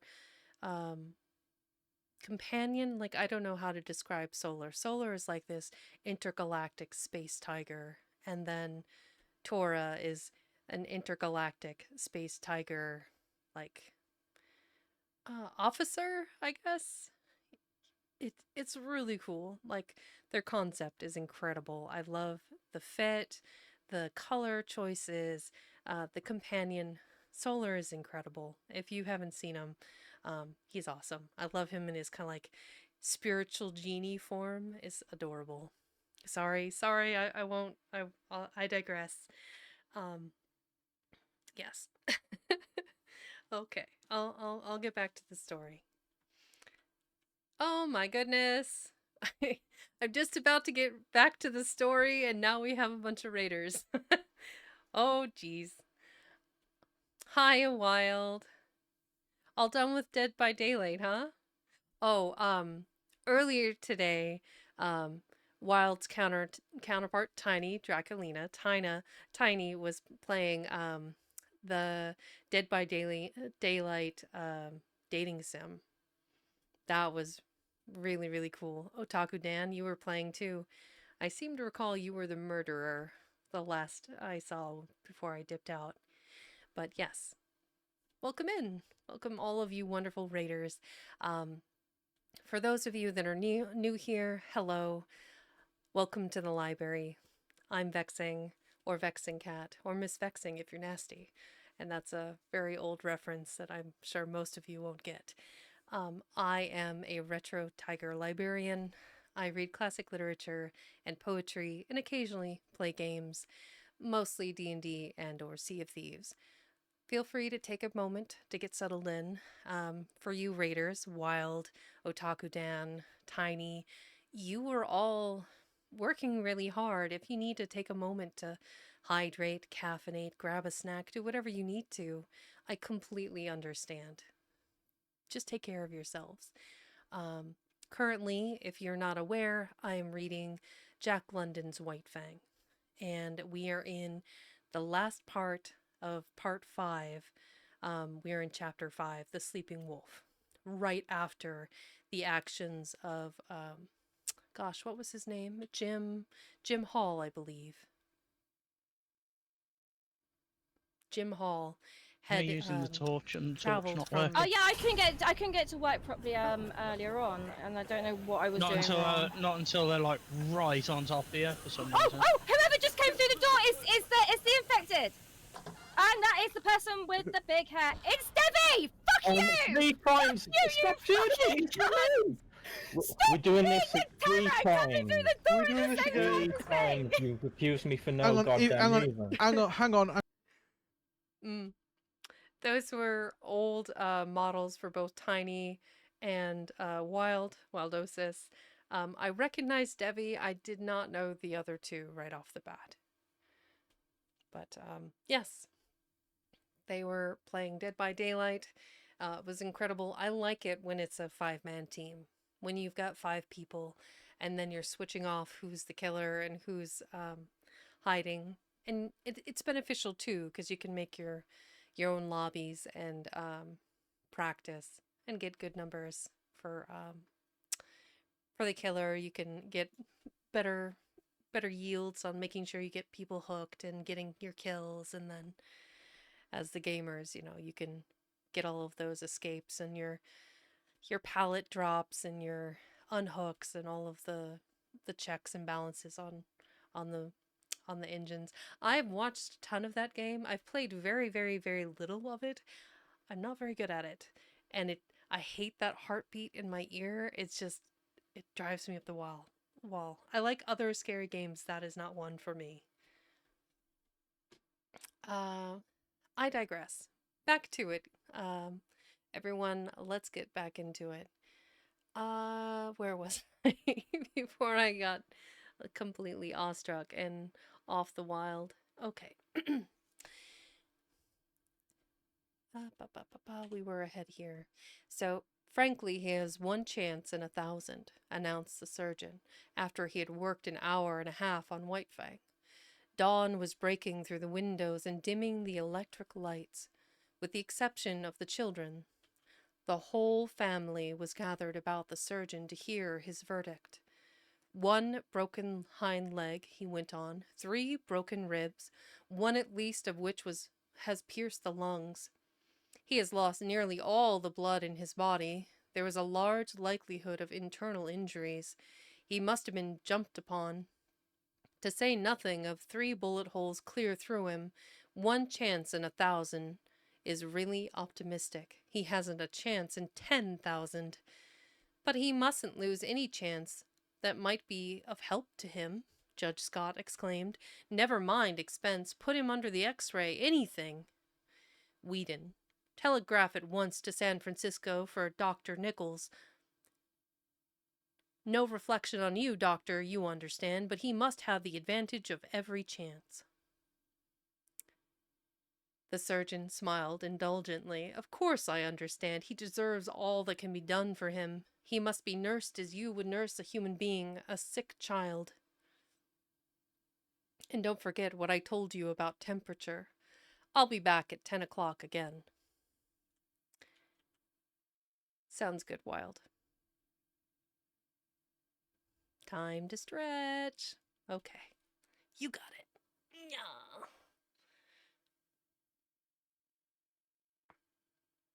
Ah. Ooh. White Fang received the nursing. Judge Scott's suggestion of a trained nurse was indignantly clamored down by the girls. It's interesting, the sound alert notification is coming well after. Whatever. Sound alerts is its own thing. Judge Scott's suggestion of a trained nurse was indignantly clamored down by the girls, who themselves undertook the task, and White Fang won out on the one chance in 10,000 denied him by the surgeon. The latter was not to be censured for his misjudgment. All his life he attended and operated on the soft humans of civilization, who lived sheltered lives and had descended out of many sheltered generations. Compared with White Fang, they were frail and flabby and clutched life without any strength in their grip. White Fang had come straight from the wild, where the weak perish early and shelter is vouchsafed to none. And neither his father nor his mother was there any weakness, nor in the generations before them. A constitution of iron and the vitality of the wild were White Fang's inheritance. And he clung to life, the whole of him and every part of him in spirit and in flesh, with a tenacity that of old belonged to all creatures. Bound down a prisoner, denied even movement by the plaster casts and bandages, White Fang lingered out the weeks. He slept long hours and dreamed much, and through his mind passed an unending pageant of Northland visions. All the ghosts of the past arose and were with him. Once again he lived in the lair with Kiche, his mother, crept trembling to the knees of Grey Beaver to tender his allegiance, ran for his life before Lip Lip, another dog that was a few months older than he, who was a bully, and all the howling bedlam of the puppy pack. He ran again through the silence, hunting his living food through the months of famine, and again he ran at the head of the team, the gut whips of Mitza and Grey Beaver snapping behind, their voices crying, "Rah! Rah!" when they came to a narrow passage, and the team closed together like a fan to go through. He lived again all his days with Beauty Smith, and the fights he had fought. At such times he whimpered and snarled in his sleep, and they that looked on said that his dreams were bad. If they had only known. But there was one particular nightmare from which he suffered. The clanging monsters of electric cars that were to him colossal, screaming lynxes. He would lie in a screen of bushes, watching for a squirrel to venture far enough out on the ground from its tree refuge. Then, when he sprang out upon it, it would transform itself into an electric car, menacing and terrible, towering over him like a mountain, screaming and clanging and spitting fire at him. It was the same when he challenged the hawk down out of the sky.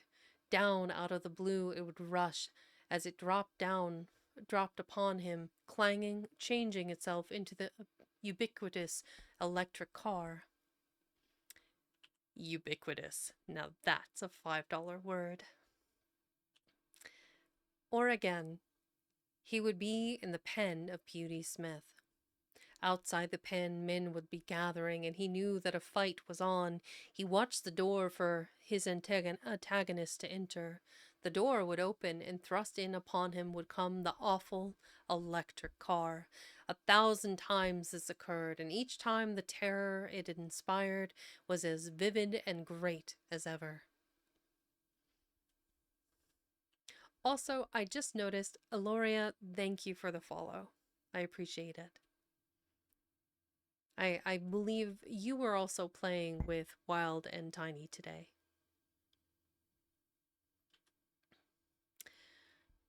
Then came the day when the last bandage and the last plaster cast were taken off. It was a gala day. All Sierra Vista was gathered around. The master rubbed his ears and he crooned his love growl. The master's wife called him the Blessed Wolf, which name was taken up with acclaim, and all the women called him the Blessed Wolf. He tried to rise to his feet, and after several attempts fell down from weakness. He had lain so long that his muscles had lost their cunning, and all the strength had gone out of them. He felt a little shame because of his weakness, as though, forsooth, he were failing the gods in the service he owed them. Because of this he made heroic efforts to arise, and at last he stood on his 4 legs, tottering and swaying back and forth. "The Blessed Wolf!" chorused the women. Judge Scott surveyed them triumphantly. "Out of your own mouths be it," he said, "just as I contended right along. No mere dog could have done what he did. He's a wolf." "A blessed wolf," amended the judge's wife. "Yes, Blessed Wolf," agreed the judge, "and henceforth that shall be my name for him." "He'll have to learn to walk again," said the surgeon, "so he might as well start in right now. It won't hurt him. Take him outside." And outside he went, like a king, with all Sierra Vista about him and tending on him. He was very weak, and when he reached the lawn he lay down and rested for a while. Then the procession started on, little spurts of strength coming into White Fang's muscles as he used them, and the blood began to surge through them. The stables were reached, and there in the doorway lay Collie, a half-dozen pudgy puppies playing about her in the sun.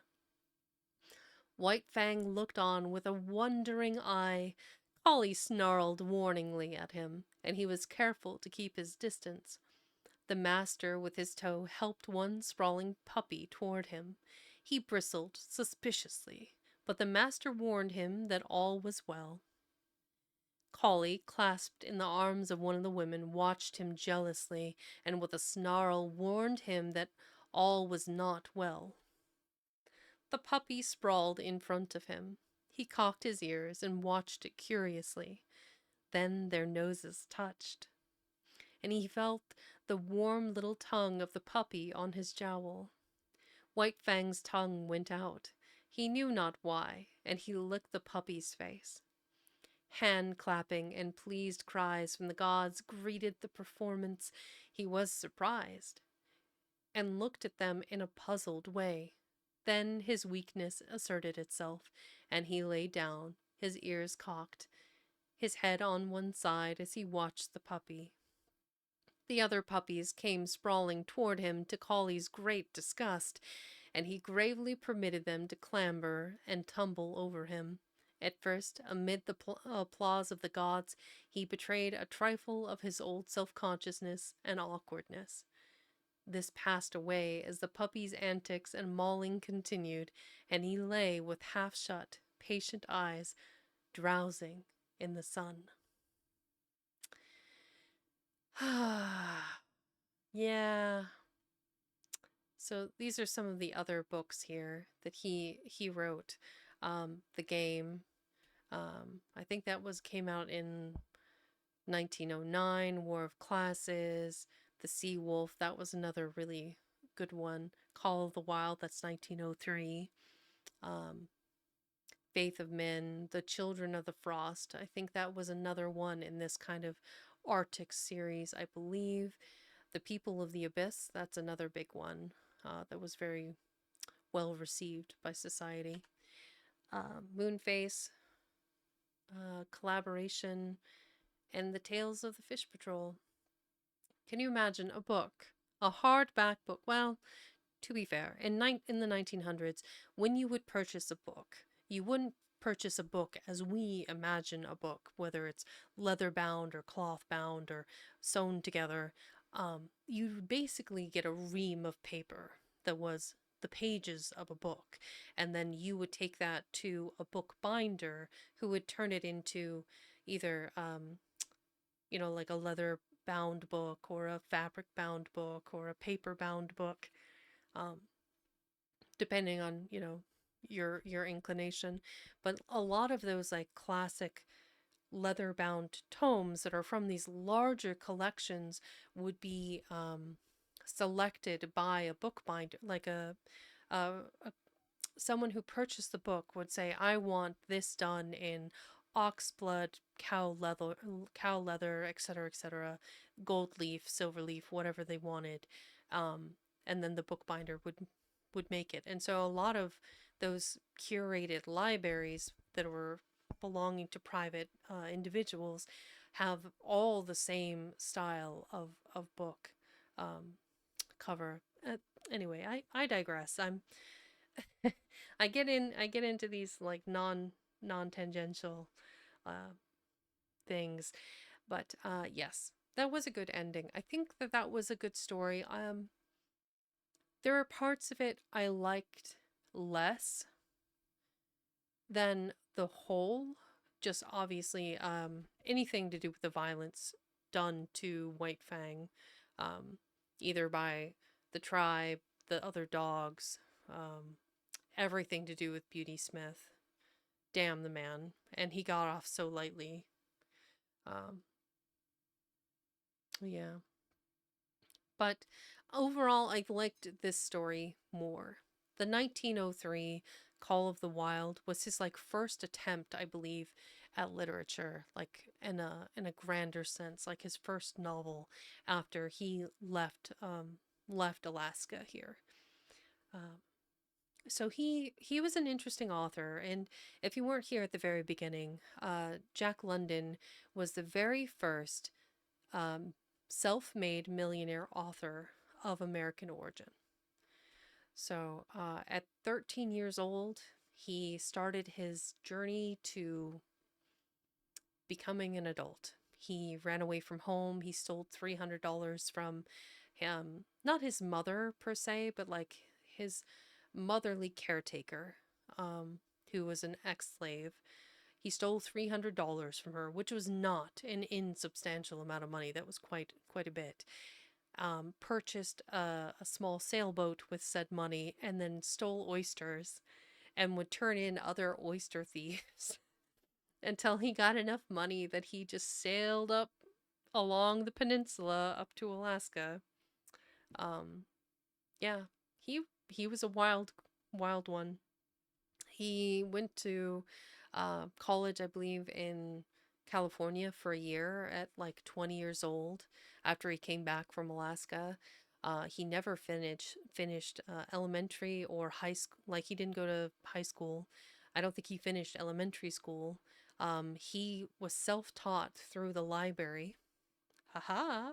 You can learn a lot at the library, both words and spelling and phrasing. But he taught himself to read, to write from attending the library, and then when he was smart enough, he was attended college and realized institution is not for him. So he was, he did his best. And I think for a self-made man that, lived wild as a vagrant, a farmhand, an oyster thief. He just did a little bit of everything. Went to the Yukon to go try and pan for gold. Just, he was a man's man, and I believe there was a movie about him too that was literally called Jack London. Let me see if I can find that. Did I save that? Ah, yes, the Jack London movie poster. Oh no, it's gone. Okay.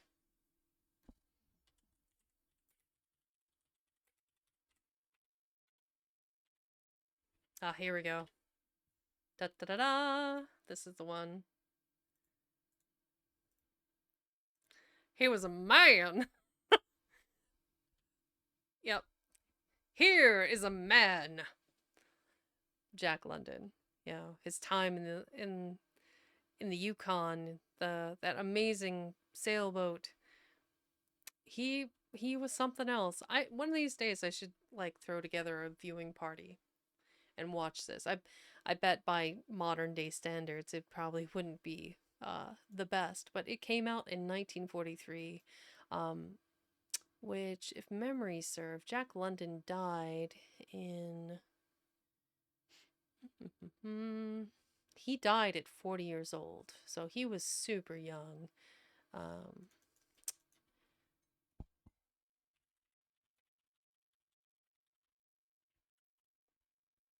yep, 1916 at 40. The man, the myth, the legend. It's Jack London. Bit of a dapper man. I think he married twice, had 2 daughters, wrote numerous novels, was a bit of a spendthrift and a bit of an alcoholic, which may have contributed to the liver disease and the the copium to deal with that it led to his inevitable death. But he is an example of living above his means. So despite being a prolific author and writing an assortment of novels that were well appreciated by all kinds of people from all over, both here stateside and internationally, he would spend the money almost as fast as he got it. And I think that was a product of his upbringing and, being like a solo adventurer and being poor and working so hard to get anything that when he had money, he spent it almost as fast as he could get it. Even as a millionaire, he was spending it as fast as he received it. Anyway, I digress. Today was an amazing end to a fantastic book that I hope all of you enjoyed, even the dark parts with the violence and the pain and the sadness. I still think it was a good story, and I think overall I liked it better than Call of the Wild, which was much shorter, like a third the length, and I don't think Call of the Wild had the same compelling notes in it to love the White Fang. Though I do think it was interesting. The very very beginning of the part one of this book is about the she wolf, his mother Quiche, sorry, and her interactions with Henry and Bill.